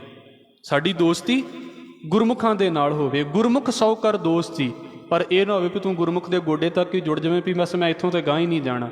ਸਤਿਗੁਰ ਸੌ ਲਾਏ ਚਿੱਤ, ਤੇਰਾ ਚਿੱਤ ਜਿਹੜਾ ਸਤਿਗੁਰੂ ਦੇ ਵਿੱਚ ਲੱਗ ਜਾਣਾ ਚਾਹੀਦਾ ਹੈ। ਤੇਰਾ ਪਿਆਰ ਸਤਿਗੁਰੂ ਦੇ ਵਿੱਚ ਹੋਵੇ। ਤੂੰ ਪਹੁੰਚਣਾ ਗੁਰੂ ਗ੍ਰੰਥ ਸਾਹਿਬ ਤੱਕ ਹੈ। ਪਹੁੰਚ ਕਿਸੇ ਵੀ ਤਰੀਕੇ ਨਾਲ ਜਾਵੇਂ, ਭਾਵੇਂ ਪ੍ਰਚਾਰਕ ਤੋਂ ਪਹੁੰਚ ਜੇ, ਭਾਵੇਂ ਕਿਸੇ ਇੱਕ ਛੋਟੀ ਜਿਹੀ ਗੱਲ ਤੋਂ ਪਹੁੰਚ ਜਾਵੇਂ, ਭਾਵੇਂ ਸੇਵਾ ਤੋਂ ਪਹੁੰਚ ਜਾਵੇਂ, ਤੂੰ ਪਹੁੰਚਣਾ ਗੁਰੂ ਗ੍ਰੰਥ ਸਾਹਿਬ ਮਹਾਰਾਜ ਤੱਕ ਹੈ। ਮਾਫ਼ ਕਰਨਾ, ਸਾਡੀ ਪਹਿਲੀ ਅਤੇ ਅੰਤਲੀ ਮੰਜ਼ਿਲ ਇਹੀ ਹੈ ਵੀ ਗੁਰੂ ਗ੍ਰੰਥ ਸਾਹਿਬ ਮਹਾਰਾਜ ਦੀ ਬਾਣੀ ਦਾ ਸਾਨੂੰ ਆਪ ਪਾਠ ਕਰਨਾ ਆ ਜਾਵੇ ਅਤੇ ਇਸ ਬਾਣੀ ਦੇ ਸਾਨੂੰ ਅਰਥ ਵੀ ਸਮਝ ਆ ਜਾਣ। ਇਹ ਸਾਡੇ ਲਈ ਤਾਂ ਫਾਇਦਾ ਹੈ ਅਤੇ ਇਹ ਤਾਂ ਹੋਵੇਗਾ ਜੇ ਸਾਨੂੰ ਉਹ ਚੇਨ ਨੂੰ ਜੋੜਨ ਵਾਲੀ ਉਹ ਗੁਰਸਿੱਖਾਂ ਦੀ ਇੱਕ ਕੜੀ ਮਿਲ ਜਾਵੇਗੀ ਵੀ ਇਹਨਾਂ ਦੇ ਕਰਕੇ ਮੈਂ ਜੁੜਦਾ ਹਾਂ। ਔਰ ਇਸੇ ਕਰਕੇ ਵੇਖੋ ਕਿੰਨੀ ਮਹਿਮਾ ਹੈ ਗੁਰਬਾਣੀ ਦੇ ਵਿੱਚ ਇਹਨਾਂ ਗੁਰਮੁਖਾਂ ਦੀ, ਸਾਧੂ ਦੀ ਸੰਗਤ ਦੀ। ਭਾਈ ਗੁਰਦਾਸ ਸਾਹਿਬ ਕਹਿੰਦੇ, ਆਦਿ ਕੇ ਬਿਆਦ ਕੇ ਉਪਾਦ ਕੇ ਤ੍ਰਿਦੋਖ ਹੋਤੇ, ਗੁਰਸਿੱਖ ਸਾਧ ਗੁਰ ਵੈਦ ਪਹਿਲੇ ਆਏ ਹੈ। ਇੰਨੀ ਕੁ ਖੇਡ ਹੁੰਦੀ ਸੀ ਬਸ ਗੁਰਸਿੱਖਾਂ ਦੀ। ਅਤੇ ਵੀ ਕਿਸੇ ਨੂੰ ਕੋਈ ਵੀ ਦੁੱਖ ਹੁੰਦਾ ਸੀ ਨਾ, ਇਹ ਹੁਣ ਵੀ ਹੋਣਾ ਚਾਹੀਦਾ ਹੈ ਅਤੇ ਵੈਸੇ ਹੁੰਦਾ ਵੀ ਹੈ, ਪਰ ਉਹ ਇੰਨਾ ਕੁ ਘਟ ਗਿਆ ਵੀ ਸਾਨੂੰ ਹੋਰ ਹੀ ਇੰਨੀਆਂ ਚਿੰਤਾਵਾਂ ਨੇ, ਸਾਨੂੰ ਇਹ ਖੇਡਾਂ ਵਰਤਦੀਆਂ ਨਜ਼ਰ ਹੀ ਨਹੀਂ ਆਉਂਦੀਆਂ। ਆਦ, ਵਿਆਦ ਅਤੇ ਉਪਾਦ, ਇਹ ਤਿੰਨ ਤਾਪ ਹੁੰਦੇ ਨੇ ਜਿਹੜੇ ਅਸੀਂ ਕੱਲ੍ਹ ਵੀ ਵਿਚਾਰੇ ਨੇ। ਮਾਨਸਿਕ ਕਲੇਸ਼ ਹੁੰਦੇ ਨੇ, ਕਿਸੇ ਦੂਸਰੇ ਤੋਂ ਦਿੱਤੇ ਹੋਏ ਕਲੇਸ਼ ਆ ਗਏ ਵੀ ਮੈਨੂੰ ਆਪ 'ਚ ਕੋਈ ਦੁੱਖ ਨਹੀਂ ਪਰ ਨਾਲ ਦੇ ਬੜਾ ਦੁੱਖ ਦਿੰਦੇ ਨੇ। ਫਿਰ ਇੱਕ ਹੁੰਦੇ ਨੇ ਜਿਹੜੇ ਨੈਚੁਰਲ ਡਿਜ਼ਾਸਟਰ ਆ ਜਾਂਦੇ ਨੇ, ਉਹ ਜਿਹੜੇ ਕੁਦਰਤੀ ਤੌਰ ਦੇ ਉੱਤੇ ਹੋ ਜਾਂਦੇ ਨੇ, ਜਿੱਦਾਂ ਹੁਣ ਵੇਖੋ ਹਿਮਾਚਲ ਦੇ ਵਿੱਚ ਹੋ ਗਿਆ ਕੱਲ੍ਹ ਫਿਰ ਇੱਕ ਵਾਰ। ਇਹ ਕੀ ਹੁੰਦਾ? ਆਦ, ਵਿਆਦ ਅਤੇ ਉਪਾਦ, ਇਹ ਤਿੰਨ ਤਾਪ ਹੁੰਦੇ ਨੇ। ਤਿੰਨ ਕਸ਼ਟ ਆਉਂਦੇ ਨੇ ਬੰਦੇ ਨੂੰ, ਆਪਣੇ ਅੰਦਰੋਂ, ਦੂਜੇ ਤੋਂ ਪੈਦਾ ਹੋਏ ਅਤੇ ਕਿਸੇ ਦੋਵਾਂ ਨੂੰ ਛੱਡ ਕੇ ਅਤੇ ਨੈਚੁਰਲ ਜਿਹੜੀ ਨੇ ਕੁਦਰਤ ਤੋਂ ਪੈਦਾ ਹੋ ਗਏ। ਹੁਣ ਭਾਈ ਗੁਰਦਾਸ ਸਾਹਿਬ ਕੀ ਕਹਿੰਦੇ ਨੇ? ਆਦ ਕੇ ਬਿਆਦ ਕੇ ਉਪਾਦ ਕੇ ਤ੍ਰਿਦੋਖ ਹੋਤੇ। ਜਿੰਨੇ ਵੀ ਇਹੋ ਜਿਹੇ ਕੋਈ ਕਸ਼ਟ ਹੈ, ਸਰੀਰਕ ਕਸ਼ਟ ਆ ਗਿਆ, ਮਾਨਸਿਕ ਰੋਗ ਆ ਗਿਆ, ਜਿੰਨੇ ਵੀ ਹੁੰਦੇ ਨੇ ਨਾ ਸਿੱਖਾਂ ਨੂੰ, ਗੁਰਸਿੱਖ ਸਾਧ, ਜਿਹੜੇ ਗੁਰਸਿੱਖ ਸਾਧ ਨੇ ਨਾ, ਉਹ ਪਤਾ ਕੀ ਕਰਦੇ ਨੇ? ਗੁਰ ਵੈਦ ਪਹਿਲੇ ਆਏ ਹੈ। ਉਹ ਗੁਰੂ ਵੈਦ ਦੇ ਕੋਲ ਉਹਨਾਂ ਨੂੰ ਲੈ ਆਉਂਦੇ ਨੇ, ਜਿਹਨੂੰ ਭਾਈ ਗੁਰਦਾਸ ਸਿੰਘ ਕਹਿੰਦੇ ਸਤਿਗੁਰੂ ਪੂਰਾ ਵੈਦ ਹੈ, ਪੰਜੇ ਰੋਗ ਅਸਾਧ ਨਿਵਾਰੇ। ਅਸੀਂ ਤੇ ਮੈਂ ਇੱਦਾਂ ਕਹਿ ਦੇਵਾਂ, ਸਾਡੀ ਜ਼ਿਆਦਾ ਵੱਡੀ ਖਾਮੀ ਹੈ ਵੀ ਉਸ ਲੈਵਲ 'ਤੇ ਇਹਨਾਂ ਗੱਲਾਂ ਨੂੰ ਪ੍ਰਚਾਰ ਹੀ ਨਹੀਂ ਸਕੇ। ਗੁਰੂ ਘਰ ਦੇ ਵਿੱਚ ਤਾਂ ਇੱਦਾਂ ਦੇ ਬੰਦੇ ਵੀ ਆਏ ਜਿਹੜੇ ਇੰਨੇ ਮਾਨਸਿਕ ਦੁਖੀ ਸੀ ਵੀ ਉਹਨਾਂ ਨੂੰ ਲੱਗਦਾ ਸੀ ਵੀ ਜ਼ਿੰਦਗੀ ਖਤਮ ਹੋ ਗਈ। ਆ ਕੇ ਸੰਗਤ ਦੇ ਵਿੱਚ ਬੈਠੇ ਅਤੇ ਉਹਨਾਂ ਨੂੰ ਲੱਗਾ ਵੀ ਅਸੀਂ ਤਾਂ ਇੱਦਾਂ ਹੀ ਖਤਮ ਹੋ ਜਾਣਾ ਸੀ ਜੇ ਇੱਥੇ ਨਾ ਆਉਂਦੇ। ਮਹਾਰਾਜ ਨੇ ਜ਼ਿੰਦਗੀਆਂ ਹੀ ਬਦਲ ਕੇ ਰੱਖ ਦਿੱਤੀਆਂ। ਗੁਰਦੁਆਰਾ ਇੱਦਾਂ ਦਾ ਹੋਣਾ ਚਾਹੀਦਾ ਹੈ। ਸੰਗਤ ਇੱਦਾਂ ਦੀ ਹੋਣੀ ਚਾਹੀਦੀ ਹੈ। ਨੈਗੇਟਿਵਿਟੀ ਦੱਸਣ ਨੂੰ ਢੇਰਾਂ ਦੇ ਢੇਰ ਲੱਗੇ ਪਏ ਨੇ, ਜਿਹਦੇ ਲਾਗੇ ਮਰਜ਼ੀ ਬੈਠ ਜਾਓ। ਅਸੀਂ ਇਹੋ ਹੀ ਗੱਲ ਕਹਿੰਦੇ ਆ ਨਾ, ਸਾਡੇ ਦੇਸ਼ ਦੇ ਵਿੱਚ ਇਸ ਗੱਲ ਨੂੰ ਤਾਂ ਮੰਨਿਆ ਹੀ ਨਹੀਂ ਜਾਂਦਾ ਵੀ ਮਾਨਸਿਕ ਬਿਮਾਰੀਆਂ ਵੀ ਕੋਈ ਚੀਜ਼ ਨੇ, ਔਰ ਹਰ ਇੱਕ ਜਾਣਾ ਸ਼ਿਕਾਰ ਹੈ ਇਸ ਬਿਮਾਰੀ ਦਾ। ਬਹੁਤ ਵਿਰਲੇ ਬੰਦੇ ਜਿਹਦੇ ਲਾਗੇ ਬੈਠੋ ਢੈਂਦੀ ਕਲਾ ਦੀ ਗੱਲ ਕਰਦਾ ਪਿਆ ਹੈ, ਇੰਨੀ ਨੈਗੇਟਿਵਿਟੀ ਦੀ ਗੱਲ ਕਰਦਾ ਪਿਆ। ਉਹ ਕੀ ਕਹਿੰਦੇ ਨੇ, ਸਿੱਖ ਜਿਹੜੇ ਸੀ ਨਾ, ਉਹ ਚੁੱਕ ਕੇ ਤੇ ਉਹਨੂੰ ਗੁਰੂ ਦੇ ਕੋਲ ਲੈ ਆਉਂਦੇ ਹੁੰਦੇ ਸੀ ਵੀ ਚੱਲ ਆ ਤੇਰੀ ਉੱਥੇ ਗੱਲ ਕਰਾਈਏ। ਤੇ ਅੱਗੋਂ ਗੁਰੂ ਨੇ ਕੀ ਕਰਨਾ, ਅੰਮ੍ਰਿਤ ਕਟਾਸ਼ ਪੇਖ ਜਨਮ ਮਰਨ ਮੇਟੇ ਜੋਨ ਜਮ ਭੈ ਨਿਵਾਰ ਅਭੈ ਪਦ ਪਾਏ ਹੈ। ਬਸ ਕਹਿੰਦੇ ਗੁਰੂ ਨੇ ਵੇਖਣਾ ਹੀ ਹੈ ਇੱਕ ਵਾਰ, ਤੇ ਜ਼ਿੰਦਗੀ ਦੀਆਂ ਖੇਡਾਂ ਬਦਲ ਦੇਣੀਆਂ। ਸਾਨੂੰ ਮਜ਼ਾਕ ਲੱਗੇਗਾ ਇਹਨਾਂ ਗੱਲਾਂ ਦੇ ਵਿੱਚ ਵੀ ਤੂੰ ਕਿੰਨੇ ਕੁ ਦੁੱਖ ਦੇ ਵਿੱਚ ਹੈ, ਕਿਤੇ ਜਾਣ ਦੀ ਲੋੜ ਨਹੀਂ, ਤੂੰ ਇੱਕ ਵਾਰ ਗੁਰਦੁਆਰੇ ਤੇ ਆ ਕੇ ਬੈਠ, ਤੈਨੂੰ ਮਾਹੌਲ ਤੇ ਉੱਥੋਂ ਦਾ ਮਹਿਸੂਸ ਹੋਵੇ, ਉਸ ਮਾਹੌਲ ਨੂੰ ਮਾਣ ਤੇ ਸਹੀ। ਪਰ ਇਸ ਗੁਰਦੁਆਰੇ ਬਾਰੇ ਦੱਸਣ ਵਾਲੇ ਕੌਣ ਹੋਣ?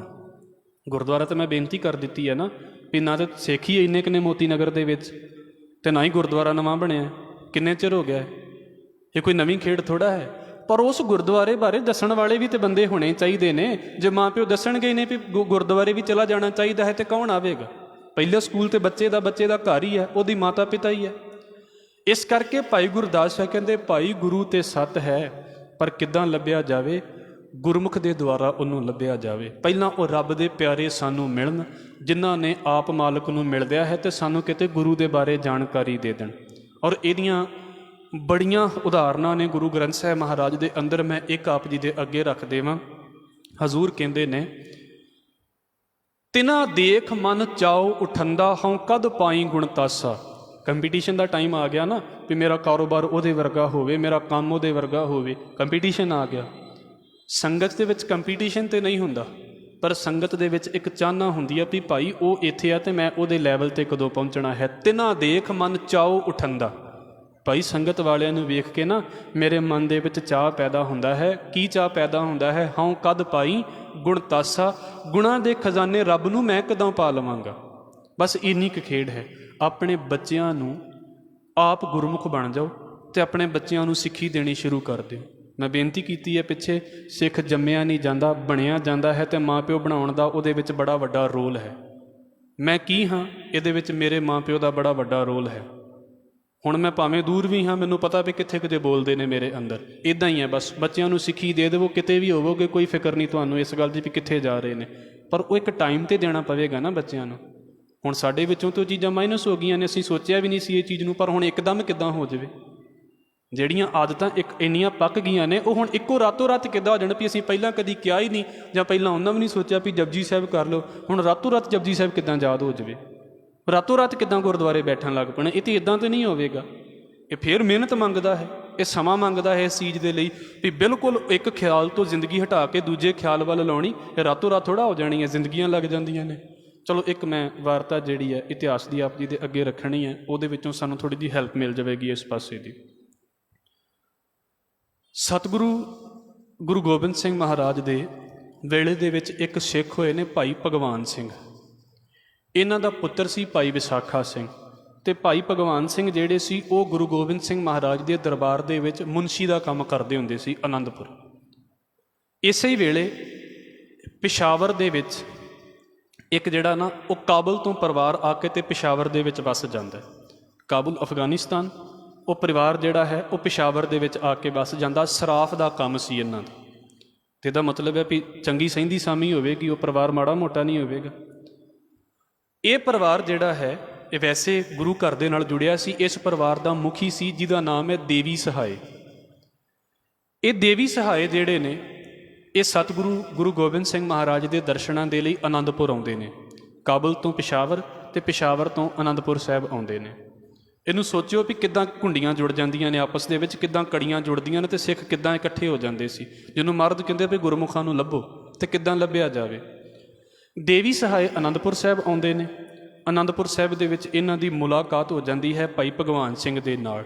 ਔਰ ਇੱਦਾਂ ਦੀ ਮੁਲਾਕਾਤ ਹੋ ਜਾਂਦੀ ਵੀ ਬੜਾ ਪਿਆਰ ਪੈ ਜਾਂਦਾ। ਇੱਥੇ ਵੇਖੋ ਸੰਗਤ ਦਾ ਪੈ ਜਾਂਦਾ ਨਾ, ਇੱਥੇ ਤਾਂ ਚਲੋ ਫਿਰ ਵੀ ਲੋਕਲ ਹੈ, ਬੰਦਾ ਬਾਹਰ ਜਾਵੇ ਤੇ ਇਹ ਅਕਸਰ ਖੇਡਾਂ ਵਾਪਰ ਜਾਂਦੀਆਂ ਨੇ। ਦੋਵਾਂ ਦਾ ਬੜਾ ਪਰਿਵਾਰ ਦਾ ਪਿਆਰ ਪੈ ਗਿਆ। ਜਿਹੜਾ ਭਾਈ ਭਗਵਾਨ ਸਿੰਘ ਹੈ ਇਹਦਾ ਪੁੱਤਰ ਹੈ ਵਿਸਾਖਾ ਸਿੰਘ। ਤੇ ਵਿਸਾਖਾ ਸਿੰਘ ਦੇ ਘਰ ਦੇ ਵਿੱਚ ਸਮਾਂ ਪਾ ਕੇ ਤੇ ਦੋ ਬੱਚਿਆਂ ਦਾ ਜਨਮ ਹੁੰਦਾ। ਇੱਕ ਦਾ ਨਾਮ ਹੈ ਭਾਈ ਮਿਲਖਾ ਸਿੰਘ, ਤੇ ਇਹਦੀ ਇੱਕ ਬੱਚੀ ਹੈ ਜਿਹਦਾ ਨਾਮ ਲੜਕੀ ਰੱਖਿਆ ਉਹਨੇ, ਜਾਂ ਇੱਦਾਂ ਉਹ ਬੱਚੀ ਦਾ ਨਾਮ ਰੱਖ ਲਿਆ ਉਹਨੇ। ਹੁਣ ਭਾਈ ਦੇਵੀ ਸਹਾਏ ਦੇ ਘਰ ਦੇ ਵਿੱਚ ਇਹਨਾਂ ਦਾ ਜਿਹੜਾ ਪੋਤਰਾ ਹੈ, ਇੱਧਰੋਂ ਤੀਜੀ ਪੀੜ੍ਹੀ ਭਾਈ ਦੇਵੀ ਸਹਾਏ ਦੀ ਚੱਲ ਗਈ, ਉੱਧਰੋਂ ਤੀਜੀ ਪੀੜ੍ਹੀ ਚੱਲ ਪੈਂਦੀ ਹੈ ਭਾਈ ਭਗਵਾਨ ਸਿੰਘ ਦੀ।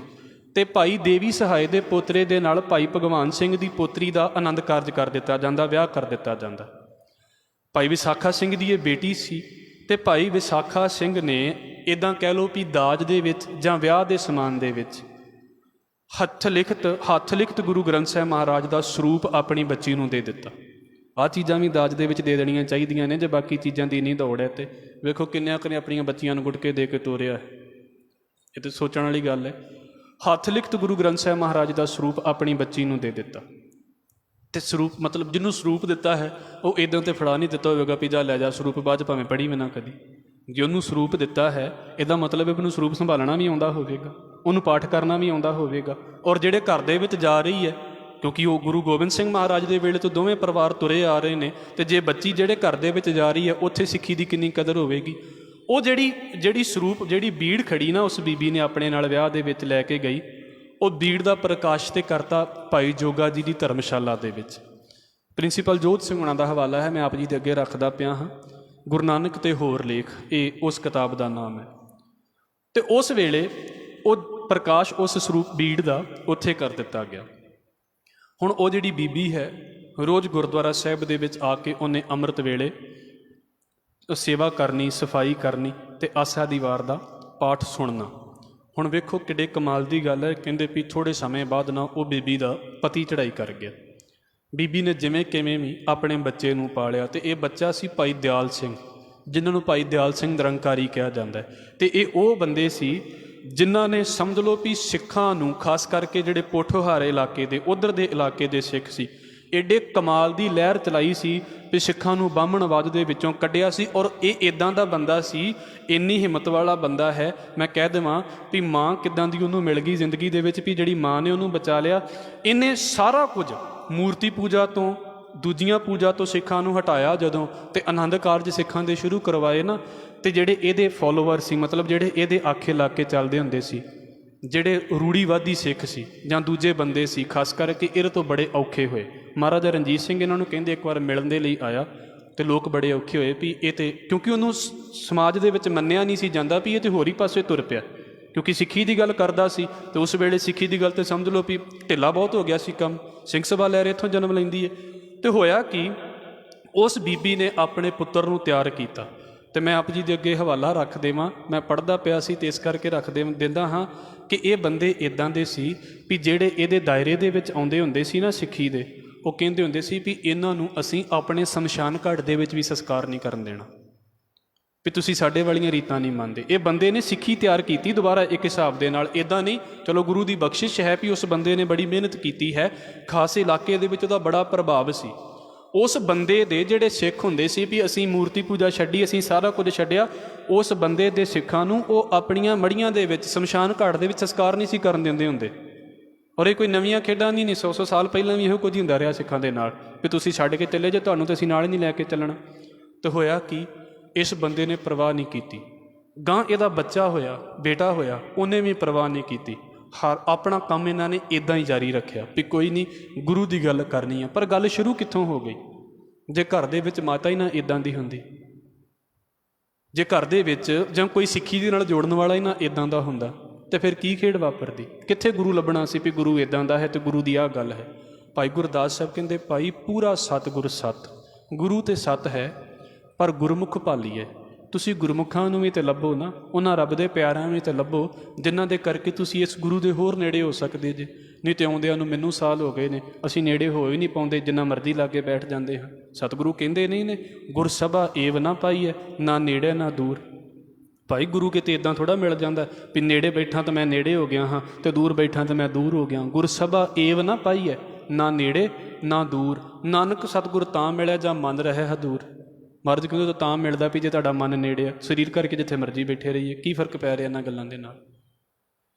ਇਸ ਕਰਕੇ ਫਿਰ ਇਸ ਬੜੀ ਗਹਿਰੀ ਪੰਕਤੀ ਹੈ, ਮੈਂ ਇਸ ਕਰਕੇ ਇਹਦੇ 'ਤੇ ਸਮਾਂ ਲਾਉਣ ਦੀ ਕੋਸ਼ਿਸ਼ ਕੀਤੀ ਹੈ। ਭਾਈ ਗੁਰੂ ਤੇ ਸਤ ਹੈ, ਗੁਰੂ ਨਾਨਕ ਤੇ ਵੱਡਾ ਹੈ, ਪਰ ਉਹ ਬੰਦੇ ਵੀ ਤੇ ਹੋਣ ਜਿਹੜੇ ਉਸ ਵੱਡੇ ਗੁਰੂ ਨਾਨਕ ਦੇ ਬਾਰੇ ਸਾਨੂੰ ਦੱਸਣ ਵਾਲੇ ਹੋਣ ਵੀ ਕਿੱਦਾਂ ਵੱਡਾ ਹੈ ਗੁਰੂ ਨਾਨਕ ਸਾਹਿਬ ਮਹਾਰਾਜ, ਕੀ ਹੈ ਗੁਰੂ ਨਾਨਕ ਸਾਹਿਬ ਮਹਾਰਾਜ। ਤੇ ਲਗਭਗ ਇਹਨਾਂ ਵਾਰਾਂ ਦੇ ਵਿੱਚ ਉਹੀ ਵਿਆਖਿਆ ਕੀਤੀ ਜਾ ਰਹੀ ਹੈ। ਵੀ ਸਾਨੂੰ ਗੁਰੂ ਦੀ ਉਹ ਸ਼ਖਸੀਅਤ ਵੀ ਪਤਾ ਲੱਗ ਜਾਵੇ ਜਿਹੜੀ ਕਿਤਾਬਾਂ ਦੇ ਵਿੱਚ ਨਹੀਂ ਆ ਸਕਦੀ, ਜਿਹੜੀ ਕਿਤਾਬਾਂ ਦੇ ਵਿੱਚ ਆਈ ਵੀ ਨਹੀਂ ਹੈ, ਅਤੇ ਜਿਹੜੀ ਸਿਰਫ ਮੱਥਾ ਟੇਕਿਆ ਨਹੀਂ ਸਿੱਖੀ ਜਾਣੀ ਕਿ ਬਸ ਮੱਥਾ ਟੇਕ ਲਿਆ ਅਤੇ ਗੱਲ ਖਤਮ ਹੋ ਗਈ ਹੈ। ਜਿਹੜੀ ਇੱਦਾਂ ਹੀ ਸਿੱਖੀ ਜਾਣੀ ਹੈ ਜਦੋਂ ਮੈਂ ਉਹਦੇ ਨੇੜੇ ਆਵਾਂਗਾ। ਅਤੇ ਮੈਂ ਕਿੱਦਾਂ ਨੇੜੇ ਆਉਣਾ ਹੈ? ਨਹੀਂ ਤਾਂ ਵਾਹਿਗੁਰੂ ਕਿਰਪਾ ਕਰੇ, ਸਤਿਗੁਰ ਨੂੰ ਸਭ ਕੋ ਦੇਖਦਾ, ਜੇਤਾ ਜਗਤ ਸੰਸਾਰ, ਡਿੱਠੈ ਮੁਕਤ ਨਾ ਹੋਵੇ ਜਿੱਚਰ ਸ਼ਬਦ ਨਾ ਕਰੇ ਵਿਚਾਰ। ਮਹਾਰਾਜ ਕਹਿੰਦੇ ਵੇਖਿਆ ਇਕੱਲੀ ਮੁਕਤੀ ਨਹੀਂ ਹੋ ਜਾਣੀ ਜਦੋਂ ਤੱਕ ਸ਼ਬਦ ਨੂੰ ਨਹੀਂ ਵਿਚਾਰੋਗੇ।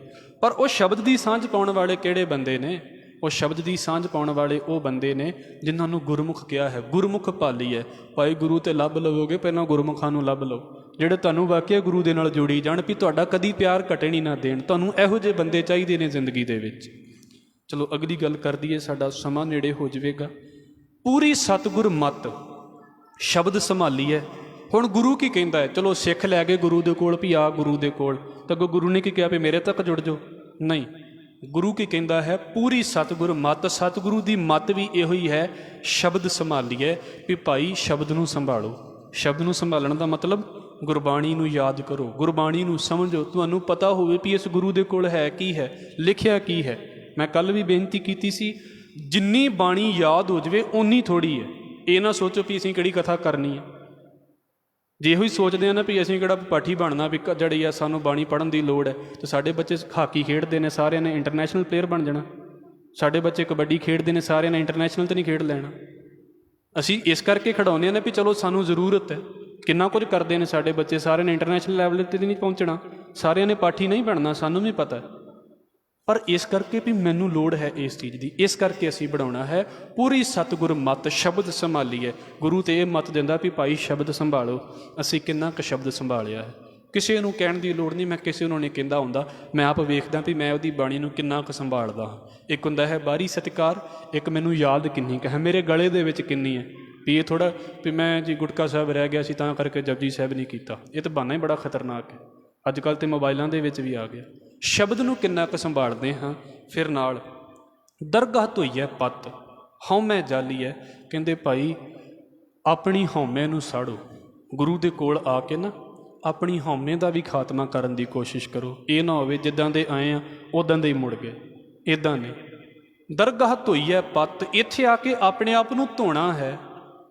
ਕਿੱਦਾਂ ਵਾ ਇਹ ਤਾਂ ਹੁਣ ਤੁਹਾਡੇ ਉੱਤੇ ਡਿਪੈਂਡ ਕਰਦਾ ਵੀ ਤੁਸੀਂ ਕਿੱਦਾਂ ਧੋਣਾ ਪਸੰਦ ਕਰਦੇ ਜੇ ਆਪਣੇ ਆਪ ਨੂੰ। ਇਹ ਤਾਂ ਅਸਥਾਨ ਹੀ ਇੱਦਾਂ ਦਾ ਹੈ ਜਿੱਥੇ ਆਪਣੇ ਆਪ ਦੀ ਮੈਲ ਦੂਰ ਕਰਨੀ ਹੈ।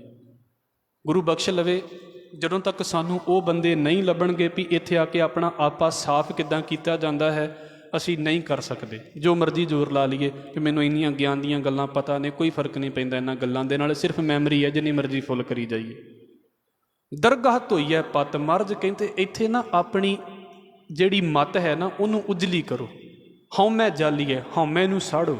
ਗੁਰੂ ਘਰ ਦੇ ਵਿੱਚ ਆ ਕੇ ਵੀ ਅਹੰਗ ਦਾ ਪ੍ਰਗਟਾਵਾ ਕਰ ਲੈਣਾ, ਇਹ ਗੁਰੂ ਦੇ ਨੇੜੇ ਹੋਣ ਵਾਲੀ ਗੱਲ ਨਹੀਂ ਹੈ। ਬੰਦਾ ਗੁਰੂ ਦਾ ਦੇਣਦਾਰ ਹੋ ਜਾਂਦਾ ਹੈ, ਬੰਦਾ ਗੁਰੂ ਦੇ ਨੇੜੇ ਆ ਕੇ ਵੀ ਗੁਰੂ ਤੋਂ ਬਹੁਤ ਦੂਰ ਚਲਾ ਜਾਂਦਾ ਹੈ।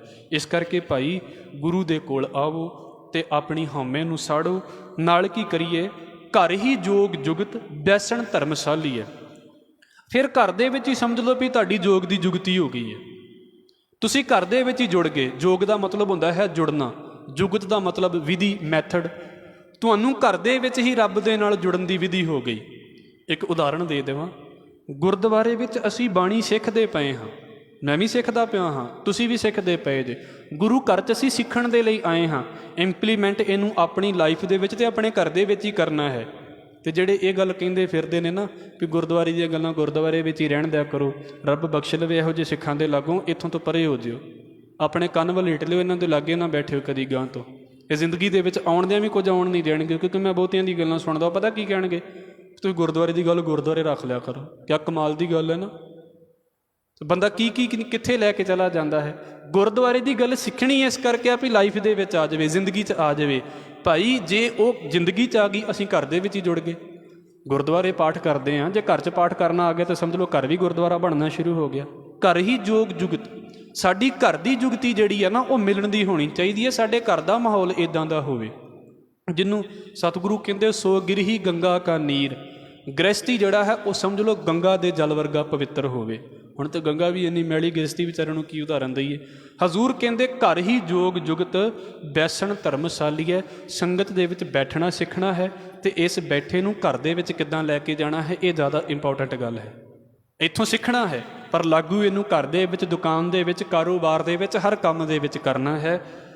ਪਾਵਨ ਮੋਖ ਮੁਕਤ ਗੁਰ ਸਿੱਖ ਪਾਲੀਏ। ਹਜ਼ੂਰ ਕਹਿੰਦੇ ਜਿਹੜੇ ਬੰਦੇ ਇੱਦਾਂ ਦੀ ਗੁਰਸਿੱਖੀ ਪਾਲਦੇ ਨੇ ਨਾ, ਮਤਲਬ ਗੁਰੂ ਦੀ ਸਿੱਖਿਆ ਨੂੰ ਲੈਂਦੇ ਨੇ, ਉਹ ਮੁਕਤੀ ਪਾ ਲੈਂਦੇ ਨੇ। ਕਿੱਦਾਂ ਦੀ? ਜੋ ਉੱਤੇ ਸਤਿਗੁਰੂ ਨੇ ਕਿਹਾ ਵੀ ਭਾਈ ਗੁਰਮੁਖਾਂ ਨੂੰ ਲੱਭ ਲਵੋ, ਦੂਜੇ ਨੰਬਰ ਦੇ ਉੱਤੇ ਸ਼ਬਦ ਨੂੰ ਸੰਭਾਲੋ, ਤੀਜੇ ਨੰਬਰ ਦੇ ਉੱਤੇ ਆਪਣੀ ਹਉਮੈ ਨੂੰ ਸਾੜੋ। ਘਰ ਦੇ ਵਿੱਚ ਹੀ ਤੁਸੀਂ ਯੋਗ ਦੀ ਜੁਗਤੀ ਬਣਾ ਲਓ, ਤੁਹਾਡੇ ਘਰਾਂ ਦੇ ਵਿੱਚ ਹੀ ਬੜੇ ਕਮਾਲ ਦਾ ਮਾਹੌਲ ਹੋਵੇ। ਸਮਝ ਲਓ ਭਾਈ ਗੁਰਦਾਸ ਸਾਹਿਬ ਕਹਿੰਦੇ ਜਿਹੜੇ ਬੰਦੇ ਨੇ ਇੱਦਾਂ ਕਰ ਲਿਆ ਹੈ ਨਾ, ਉਹ ਘਰ ਦੇ ਵਿੱਚ ਹੀ ਉਹਨੇ ਮੁਕਤੀ ਪਾ ਲਈ ਹੈ। ਪਾਵਨ ਮੋਖ ਮੁਕਤ ਗੁਰ ਸਿੱਖ ਪਾਲੀ ਹੈ। ਜਿਨ੍ਹਾਂ ਨੇ ਗੁਰੂ ਦੀ ਸਿੱਖਿਆ ਨੂੰ ਪਾਲ ਲਿਆ ਹੈ, ਭਾਵ ਕਿ ਕਬੂਲ ਕਰ ਲਿਆ ਹੈ। ਫਿਰ ਉਹ ਕਿੱਦਾਂ ਦੇ ਹੁੰਦੇ ਨੇ? ਅੰਤਰ ਪ੍ਰੇਮ ਪਿਆਰ ਨਦਰ ਨਿਹਾਲੀ ਹੈ। ਉਹਨਾਂ ਦੇ ਅੰਦਰ ਇੰਨਾ ਪਿਆਰ ਮਾਲਕ ਭਰ ਦਿੰਦਾ ਹੈ ਵੀ ਸਮਝ ਲਓ ਇੱਦਾਂ ਦੀ ਖੇਡ ਹੈ ਵੀ ਮਾਲਕ ਦੀ ਉਹਨਾਂ ਦੇ ਉੱਤੇ ਨਜ਼ਰ ਹੋ ਗਈ। ਅਤੇ ਫਿਰ ਜਿਹਦੇ ਉੱਤੇ ਵੀ ਨਜ਼ਰ ਕਰਦੇ ਨੇ ਬਸ ਬੜੇ ਪਿਆਰ ਦੇ ਨਾਲ।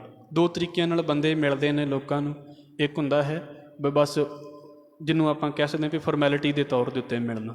ਇੱਕ ਵਾਕਿਆ ਹੀ ਹੁੰਦਾ ਵੀ ਜਿਹਨੂੰ ਦਿਲ ਦੇ ਨਾਲ ਮਿਲਿਆ ਜਾਂਦਾ ਹੈ। ਇਹ ਅਸੀਂ ਵੀ ਸਾਰੀਆਂ ਗੱਲਾਂ ਸਮਝਦੇ ਹਾਂ। ਇੱਕ ਛੋਟੀ ਜਿਹੀ ਉਦਾਹਰਣ ਆਪ ਜੀ ਦੇ ਅੱਗੇ ਰੱਖਾਂਗਾ, ਉਹ ਜ਼ਿਆਦਾ ਗੱਲ ਸਮਝ ਆ ਜਾਵੇਗੀ। ਜਦੋਂ ਅਸੀਂ ਕਿਸੇ ਦੇ ਘਰ ਦੇ ਵਿੱਚ ਜਾਂਦੇ ਹਾਂ ਤਾਂ ਸਿੱਧੀ ਜਿਹੀ ਗੱਲ ਹੈ, ਇੰਨੇ ਅਸੀਂ ਸਿਆਣੇ ਤੇ ਹਾਂ ਵੀ ਸਾਨੂੰ ਗੱਲ ਮਿਲਣ ਤੋਂ ਹੀ ਪਤਾ ਲੱਗ ਜਾਂਦਾ ਵੀ ਕੌਣ ਕਿੱਦਾਂ ਮਿਲਦਾ ਪਿਆ। ਚਲੋ ਰਿਸ਼ਤੇਦਾਰੀਆਂ ਦੀ ਗੱਲ ਕਰ ਲਈਏ, ਅਜੇ ਕਿ ਜਦੋਂ ਗੁਰਸਿੱਖਾਂ ਨੂੰ ਅਸੀਂ ਮਿਲਦੇ ਹਾਂ ਨਾ, ਅਤੇ ਉਦੋਂ ਸਾਡਾ ਮਿਲਾਪ ਕੁਝ ਹੋਰ ਹੁੰਦਾ। ਪਰ ਜਦੋਂ ਅਸੀਂ ਰਿਸ਼ਤੇਦਾਰਾਂ ਨੂੰ ਮਿਲਦੇ ਹਾਂ ਤਾਂ ਉੱਥੇ ਫਾਰਮੈਲਿਟੀ ਹੋ ਰਹੀ ਹੈ ਵੀ ਜੇ ਨਾ ਮਿਲਿਆ ਤਾਂ ਕਿਤੇ ਇਹ ਨਾ ਕਹਿ ਦੇਵੇ ਵੀ ਉਹ ਤਾਂ ਮੇਰੇ ਅੱਗੇ ਹੋ ਕੇ ਮਿਲਣ ਹੀ ਨਹੀਂ ਆਇਆ। ਇਹ ਫਾਰਮੈਲਿਟੀ ਹੈ। ਆਹ ਨਾ ਹੋਵੇ ਤਾਂ ਬਹੁਤੇ ਜਾਣੇ ਕਿਸੇ ਨੂੰ ਕਵਾਉਣ ਵੀ ਨਾ, ਬੁਲਾਉਣ ਵੀ ਨਾ, ਵਿਚਾਰਿਆਂ ਨੂੰ ਮਜਬੂਰੀ ਹੈ। ਪ੍ਰੋਫੈਸਰ ਤੇਜਾ ਸਿੰਘ, ਪ੍ਰਿੰਸੀਪਲ ਤੇਜਾ ਸਿੰਘ ਹੋਣੀ ਬੜੇ ਕਮਾਲ ਦੇ ਸਿੱਖ ਪ੍ਰਚਾਰਕ ਰਹੇ ਨੇ, ਅਤੇ ਔਰ ਗੁਰਬਾਣੀ ਦਾ ਟੀਕਾ ਵੀ ਉਹਨਾਂ ਨੇ ਕੀਤਾ ਹੈ। ਤੁਸੀਂ ਜਿਹੜੀਆਂ ਪੋਥੀਆਂ 4 ਭਾਗਾਂ ਵਾਲੀਆਂ ਵੇਖਦੇ ਹੋ, ਉਹਨਾਂ ਨੇ ਲਿਖਿਆ। ਅਤੇ ਉਹਨਾਂ ਦੇ ਜਸਵੰਤ ਸਿੰਘ ਨੇਕੀ ਹੋਣਾ ਨੇ ਇਸ ਗੱਲ ਨੂੰ ਬੋਲਿਆ।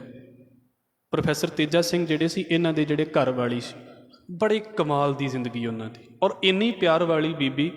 ਉਹ ਕਹਿੰਦੇ ਵੀ ਚਲੋ ਮਹਾਰਾਜ ਦੀ ਮਿਹਰ ਸੀ, ਘਰ ਦੇ ਵਿੱਚ ਚੀਜ਼ਾਂ ਵੀ ਬੜੀਆਂ ਸੀ ਉਸ ਵੇਲੇ। ਅਤੇ ਕਹਿੰਦੇ ਉਹਨਾਂ ਦਾ ਨਾ ਫਰਿੱਜ ਖਰਾਬ ਹੋ ਗਿਆ। ਅਤੇ ਹੋਇਆ ਕਿ ਜਸਵੰਤ ਸਿੰਘ ਨੇਕੀ ਲਿਖਦੇ ਨੇ ਵੀ ਉਹ ਬੀਬੀ ਐਡੇ ਪਿਆਰ ਵਾਲੀ ਸੀ। ਉਹ ਕਹਿੰਦੀ ਸੀ ਵੀ ਵਾਹਿਗੁਰੂ ਨੇ ਸਾਨੂੰ ਨੌਕਰ ਦਿੱਤੇ ਨੇ, ਸਾਡੇ ਘਰ ਦੇ ਵਿੱਚ ਸੇਵਾ ਕਰਨ ਵਾਲੇ ਜਿਹੜੇ ਨੌਕਰ ਨੇ ਨਾ, ਉਹ ਦਿੱਤੇ ਨੇ, ਅਤੇ ਇਹ ਸਾਡਾ ਧਿਆਨ ਰੱਖਦੇ ਨੇ। ਜੇ ਮੈਂ ਇਹਨਾਂ ਦਾ ਧਿਆਨ ਨਾ ਰੱਖਿਆ ਤਾਂ ਮੈਂ ਗੁਰੂ ਦੀ ਦੇਣਦਾਰ ਹੋ ਜਾਣਾ, ਮੈਂ ਦੇਣਦਾਰ ਹੋ ਜਾਵਾਂਗੀ। ਹਰ ਇੱਕ ਬੰਦੇ ਦੀ ਸੋਚ ਹੈ, ਕੌਣ ਨੌਕਰ ਨੂੰ ਨੌਕਰ ਸਮਝਦਾ ਅਤੇ ਕੌਣ ਉਹਨੂੰ ਬੱਚੇ ਸਮਝ ਲੈਂਦਾ। ਇਸ ਕਰਕੇ ਕਹਿੰਦੇ ਵੀ ਘਰ ਦੇ ਵਿੱਚ ਜਿਹੋ ਜਿਹਾ ਉਹਨਾਂ ਨੇ ਆਪ ਖਾਣਾ, ਉਹਨਾਂ ਨੇ ਉਹਨਾਂ ਨੂੰ ਵੀ ਉਹੋ ਜਿਹਾ ਹੀ ਦੇ ਦੇਣਾ। ਜੋ ਵਧਿਆ ਉਹਨਾਂ ਨੇ ਆਪਣੇ ਨੌਕਰਾਂ ਨੂੰ ਦੇ ਦੇਣਾ ਵੀ ਆਹ ਪ੍ਰਸ਼ਾਦਾ ਵੱਧ ਗਿਆ, ਆਹ ਚੀਜ਼ ਵੱਧ ਗਈ ਹੈ ਅਤੇ ਆਹ ਲੈ ਜਾਣੀ। ਉਹ ਘਰ ਦੇ ਵਿੱਚ ਕਹਿੰਦੇ ਉਹਨਾਂ ਦਾ ਫਰਿੱਜ ਖਰਾਬ ਹੋ ਗਿਆ, ਅਤੇ ਜਸਵੰਤ ਸਿੰਘ ਨੇਕੀ ਕਹਿੰਦੇ ਵੀ ਮੈਂ ਆਇਆ ਅਤੇ ਮੈਨੂੰ ਪਤਾ ਲੱਗਾ, ਅਤੇ ਮੈਂ ਕਿਹਾ ਜੀ ਮੈਂ ਠੀਕ ਕਰਵਾ ਦਿੰਦਾ। ਉਹ ਕਹਿੰਦੇ ਨਹੀਂ, ਲੋੜ ਹੀ ਨਹੀਂ ਸਾਨੂੰ। ਤਾਂ ਪੁੱਛਦੇ ਕਿ ਵੀ, ਉਹ ਕਹਿੰਦੇ ਮੈਂ ਸੋਚਿਆ ਵੀ ਸ਼ਾਇਦ ਪੈਸੇ ਕਰਕੇ ਸੋਚਦੇ ਹੋਣਗੇ ਵੀ ਪੈਸਾ ਲੱਗਣਾ। ਅਤੇ ਉਹ ਕਹਿੰਦੇ ਵੀ ਮੈਂ ਕਿਹਾ ਵੀ ਮੇਰੇ ਕੋਲ ਨਾ ਇੱਕ ਜਿਹੜੀ ਬੱਚੀ ਹੈ ਉਹਦਾ ਇਲਾਜ ਚੱਲਦਾ ਪਿਆ ਅੱਖਾਂ ਦਾ, ਅਤੇ ਮੈਂ ਉਹਦੇ ਪਿਤਾ ਨੂੰ ਕਹਿ ਦੇਵਾਂਗਾ, ਉਹ ਮਕੈਨਿਕ ਹੈ, ਉਹ ਇਲਾਜ ਜਿਹੜਾ ਇਹ ਫਰਿੱਜ ਠੀਕ ਕਰ ਦੇਵੇਗਾ, ਪੈਸੇ ਜ਼ਿਆਦਾ ਨਹੀਂ ਲਵੇਗਾ। ਉਹ ਕਹਿੰਦੇ ਲੋੜ ਹੀ ਨਹੀਂ ਸਾਨੂੰ। ਕਹਿੰਦੇ ਮੈਂ ਬਾਅਦ ਦੇ ਵਿੱਚ ਸੋਚਿਆ ਵੀ ਕਿਉਂ ਲੋੜ ਨਹੀਂ ਹੈ। ਉਹ ਕਹਿੰਦੇ ਲੋੜ ਅਸਲ ਦੇ ਵਿੱਚ ਇਹਨਾਂ ਨੂੰ ਇਸ ਕਰਕੇ ਨਹੀਂ ਸੀ ਵੀ ਉਹ ਸੋਚਦੇ ਸੀ ਵੀ ਅੱਗੇ ਜਿਹੜਾ ਘਰ ਦੇ ਵਿੱਚ ਖਾਣਾ ਬਣਦਾ ਸੀ ਅਤੇ ਵੱਧ ਜਾਂਦਾ ਸੀ, ਉਹ ਅਸੀਂ ਉਸੇ ਵੇਲੇ ਦੇ ਦਿੰਦੇ ਹੁੰਦੇ ਸੀ ਵੀ ਲੋੜ ਹੀ ਨਹੀਂ ਸੀ ਰੱਖਣ ਦੀ। ਹੁਣ ਜਦੋਂ ਦੀ ਇਹ ਆ ਗਈ ਹੈ ਸਾਨੂੰ ਖਾਣਾ ਸਟੋਰ ਕਰਨ ਦੀ ਆਦਤ ਪੈ ਜਾਂਦੀ ਹੈ, ਅਤੇ ਉਹ ਗਰੀਬ ਮਾਰ ਹੋ ਗਈ ਹੈ ਵੀ ਉਹਨਾਂ ਨੂੰ ਨਹੀਂ ਮਿਲਦਾ। ਕੌਣ ਇੰਨਾ ਲੰਮਾ ਸੋਚ ਕੇ ਚੱਲਦਾ ਵੀ ਕੋਈ ਇੰਨਾ ਪਿਆਰ ਕਰੇ ਆਪਣੇ ਨੌਕਰਾਂ ਦੇ ਨਾਲ, ਆਪਣੇ ਆਉਣ ਵਾਲਿਆਂ ਦੇ ਨਾਲ?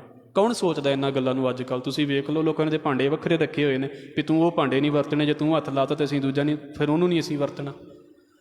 ਇੱਦਾਂ ਦੀ ਪ੍ਰੇਮ ਵਾਲੀ ਭਗਤੀ, ਅੰਤਰ ਪ੍ਰੇਮ ਭਗਤ, ਇੱਕ ਚਾਅ ਦੇ ਵਿੱਚ ਤੁਰੇ ਰਹਿਣਾ ਵੀ ਕੋਈ ਆਇਆ ਹੈ ਅਤੇ ਮੈਂ ਮੱਥੇ 'ਤੇ ਵੱਟ ਨਹੀਂ ਪਾਵਾਂਗਾ। ਰਿਸ਼ਤੇਦਾਰੀਆਂ ਦੇ ਵਿੱਚ ਤਾਂ ਸਾਰਾ ਕੁਝ ਚੱਲੀ ਜਾਂਦਾ ਹੈ, ਜਦੋਂ ਸੇਵਾ ਕਰਨ ਦਾ ਮੌਕਾ ਮਿਲੇ ਫਿਰ ਇਹ ਗੱਲ ਨਾ ਹੋਵੇ। ਅੰਤਰ ਪ੍ਰੇਮ ਭਗਤ ਨਦਰ ਨਿਹਾਲੀਏ। ਮਹਾਰਾਜ ਨੇ ਉਹਨਾਂ ਦੇ ਉੱਤੇ ਨਜ਼ਰ ਕੀਤੀ ਅਤੇ ਉਹਨਾਂ ਨੇ ਦੁਨੀਆ ਨੂੰ ਨਿਹਾਲ ਕਰ ਦਿੱਤਾ। ਦੁਨੀਆ ਨੂੰ ਵੀ ਇੱਦਾਂ ਹੀ ਪਿਆਰ ਵੰਡਿਆ। ਫਿਰ ਕੀ ਹੈ? ਪਾਤਸ਼ਾਹੀ ਇੱਕ ਛੱਤ ਖਰੀ ਸੁਖਾਲੀਏ। ਰੱਬ ਇਹੋ ਜਿਹੇ ਬੰਦਿਆਂ ਨੂੰ ਨਾ ਦਿਲ ਦੇ ਪਾਤਸ਼ਾਹ ਬਣਾ ਦਿੰਦਾ ਹੈ। ਇਹੋ ਜਿਹੇ ਬੰਦੇ ਆਪਣੀ ਜ਼ਿੰਦਗੀ ਦੇ ਮਾਲਕ ਹੁੰਦੇ ਨੇ, ਕੋਈ ਫਰਕ ਨਹੀਂ, ਬੜੀ ਸੋਹਣੀ ਜ਼ਿੰਦਗੀ ਜੀਂਦੇ ਨੇ। ਪਾਤਸ਼ਾਹੀ ਇੱਕ ਛੱਤ ਖਰੀ ਸੁਖਾਲੀਏ, ਪਾਣੀ ਪੀਹਣ ਘੱਤ ਸੇਵਾ ਘਾਲੀਏ। ਹੈ ਬੜੇ ਕਮਾਲ ਦੇ ਬੰਦੇ ਨੇ, ਪਰ ਫਿਰ ਵੀ ਪਤਾ ਕੀ ਕਹਿੰਦੇ ਨੇ? ਕਹਿੰਦੇ ਸੀ ਸੇਵਾ ਕਰਨੀ ਹੈ ਸੰਗਤ ਦੀ। ਇਸੇ ਕਰਕੇ ਗੁਰੂ ਨਾਨਕ ਸਾਹਿਬ ਦੇ ਘਰ ਦੇ ਵਿੱਚ ਇਹ ਖਾਸੀਅਤ ਹੈ ਵੀ ਕੋਈ ਉੱਚਾ ਹੋਵੇ ਕੋਈ ਨੀਵਾਂ ਹੋਵੇ, ਲੰਗਰ ਸਾਰੇ ਵਰਤਾ ਲੈਂਦੇ ਨੇ ਆ ਕੇ। ਕਿਸੇ ਨੂੰ ਟ੍ਰੇਨਿੰਗ ਨਹੀਂ ਦੇਣੀ ਪੈਂਦੀ ਵੀ ਇੱਦਾਂ ਲੰਗਰ ਵਰਤਾਈਦਾ, ਸਾਰਿਆਂ ਨੂੰ ਲੰਗਰ ਵਰਤਾਉਣਾ ਆ ਜਾਂਦਾ। ਤੁਸੀਂ ਲੰਗਰ ਵਰਤਾਉਂਦੇ ਇਹ ਨਹੀਂ ਵੇਖ ਸਕਦੇ ਵੀ ਕਿਹੜਾ ਅਫਸਰ ਬੈਠਾ ਅਤੇ ਕਿਹੜਾ ਕੌਣ ਵਰਤਾ ਰਿਹਾ। ਕੋਈ ਵੇਖ ਸਕੇ ਮੂੰਹ ਵੇਖ ਕੇ ਕਹਿ ਸਕਦਾ ਵੀ ਇਹ ਬੰਦਾ ਅਫਸਰ ਹੈ ਲੰਗਰ ਵਰਤਾ ਰਿਹਾ? ਨਹੀਂ, ਸਾਰੇ ਇੱਕੋ ਜਿਹੇ ਹੋ ਗਏ। ਪਾਣੀ ਪੀਹਣ ਘੱਤ, ਵੀ ਭਾਈ ਪਾਣੀ ਵਰਤਾਉਣ ਦੀ ਸੇਵਾ ਅਤੇ ਪੀਣ ਦੀ ਸੇਵਾ। ਪੀਣ ਦਾ ਮਤਲਬ ਹੁੰਦਾ ਹੈ ਜਿੱਦਾਂ ਚੱਕੀਆਂ ਚੱਲਦੀਆਂ ਹੁੰਦੀਆਂ ਸੀ ਅਤੇ ਹੱਥ ਨਾਲ ਆਟਾ ਪੀਸਿਆ ਜਾਂਦਾ ਹੁੰਦਾ ਸੀ, ਉਹ ਤੁਹਾਨੂੰ ਵੀ ਪਤਾ ਕਿੰਨਾ ਭਾਰਾ ਕੰਮ ਹੁੰਦਾ। ਉਹ ਸੇਵਾ ਦੇ ਵਿੱਚ ਹੱਥ ਪਾਉਂਦੇ ਨੇ ਵੀ ਅਸੀਂ ਸੇਵਾ ਕਰਨੀ, ਅਸੀਂ ਜੋ ਵੀ ਹਾਂ ਪਰ ਨੀਵੇਂ ਰਹਿ ਕੇ ਸੇਵਾ ਕਰਨੀ ਹੈ। ਪਾਣੀ ਪੀਹਣ ਘੱਤ ਸੇਵਾ ਘਾਲੀ ਹੈ। ਪਰ ਸਭ ਤੋਂ ਵਧੀਆ ਗੱਲ ਇਹ ਹੈ, ਮਸਕੀਨੀ ਵਿੱਚ ਵੱਤ ਚਾਲ ਨਿਰਾਲੀ ਹੈ। ਕਹਿੰਦੇ ਮਸਕੀਨੀ ਦੇ ਵਿੱਚ ਜੀਂਦੇ ਨੇ। ਮਸਕੀਨ ਦਾ ਮਤਲਬ ਹੁੰਦਾ ਹੈ ਨਿਮਾਣੇ ਰਹਿ ਕੇ, ਕਦੀ ਨਹੀਂ ਗਣਾਉਂਦੇ ਆਪਣੇ ਆਪ ਨੂੰ ਅਸੀਂ ਕੀ ਹਾਂ। ਅੰਦਰ ਸਾਰਾ ਕੁਝ ਮਾਲਕ ਨੇ ਉਹਨਾਂ ਦੇ ਭਰਿਆ ਹੋਇਆ ਹੈ, ਪਾਤਸ਼ਾਹ ਨੇ ਆਪਣੀ ਜ਼ਿੰਦਗੀ ਦੇ, ਪਰ ਮਸਕੀਨੀ ਵਿੱਚ ਵੱਤ ਚਾਲ ਨਿਰਾਲੀ ਹੈ। ਨਿਮਾਣੇ ਹੋ ਕੇ ਚੁੱਪ ਕਰਕੇ ਡਾਊਨ ਟੂ ਅਰਥ ਹੋ ਕੇ ਜੀਂਦੇ ਰਹਿੰਦੇ ਨੇ ਵੀ ਜਦੋਂ ਰੱਬ ਨੇ ਲੋੜ ਪਾਈ ਉਸੇ ਵੇਲੇ ਉੱਠ ਕੇ ਸੇਵਾ ਦੇ ਵਿੱਚ ਹਾਜ਼ਰ ਹੋ ਗਏ। ਕਦੀ ਆਪਣਾ ਆਪ ਗਿਣਾਇਆ ਵੀ ਨਹੀਂ ਵੀ ਮੈਨੂੰ ਕਿਉਂ ਨਹੀਂ ਧਿਆਨ ਦੇ ਵਿੱਚ ਰੱਖਿਆ, ਕਦੀ ਨਹੀਂ ਗਿਣਾਇਆ। ਬਾਬਾ ਬੁੱਢਾ ਸਾਹਿਬ ਦੀ ਉਦਾਹਰਣ ਆਪ ਜੀ ਦੇ ਸਾਹਮਣੇ ਹੈ। ਸਤਿਗੁਰੂ ਕਿਰਪਾ ਕਰਨ। ਇਹ ਜਿਹੜਾ ਵਿਸ਼ਾ ਹੈ ਜ਼ਿਆਦਾ ਇਸ ਗੱਲ ਦੇ ਉੱਤੇ ਅਸੀਂ ਜ਼ੋਰ ਰੱਖਿਆ ਹੈ ਵੀ ਗੁਰੂ ਦੇ ਕੋਲ ਤੇ ਆਉਣਾ ਹੈ, ਪਰ ਉਹਨਾਂ ਗੁਰਸਿੱਖਾਂ ਨੂੰ ਵੀ ਲੱਭਣ ਦੀ ਕੋਸ਼ਿਸ਼ ਕਰੀਏ ਜਿਹੜੇ ਸਾਨੂੰ ਇਸ ਗੁਰੂ ਦੇ ਹੋਰ ਨੇੜੇ ਕਰ ਦੇਣ, ਅਤੇ ਉਹਨਾਂ ਤੋਂ ਥੋੜ੍ਹਾ ਜਿਹਾ ਆਪਣੀ ਸੰਗਤ ਦੂਰ, ਜਿਹੜੇ ਸਾਨੂੰ ਇੱਥੇ ਆ ਕੇ ਵੀ ਇਹਦੇ ਨਾਲੋਂ ਤੋੜ ਦਿੰਦੇ ਨੇ। ਮਹਾਰਾਜ ਬਖਸ਼ ਲਵੇ। ਕੁਝ ਬੇਨਤੀਆਂ ਆਪ ਜੀ ਦੇ ਚਰਨਾਂ ਦੇ ਵਿੱਚ ਕੀਤੀਆਂ ਨੇ ਜੀ। ਬੇਨਤੀ ਕਰਦਿਆਂ ਹੋਈਆਂ ਭੁੱਲਾਂ ਦੀ ਖਿਮਾ। ਫਤਿਹ ਨਾਲ ਸਾਂਝ ਪਾਓ ਜੀ। ਵਾਹਿਗੁਰੂ ਜੀ ਕਾ ਖਾਲਸਾ, ਵਾਹਿਗੁਰੂ ਜੀ ਕੀ ਫਤਿਹ।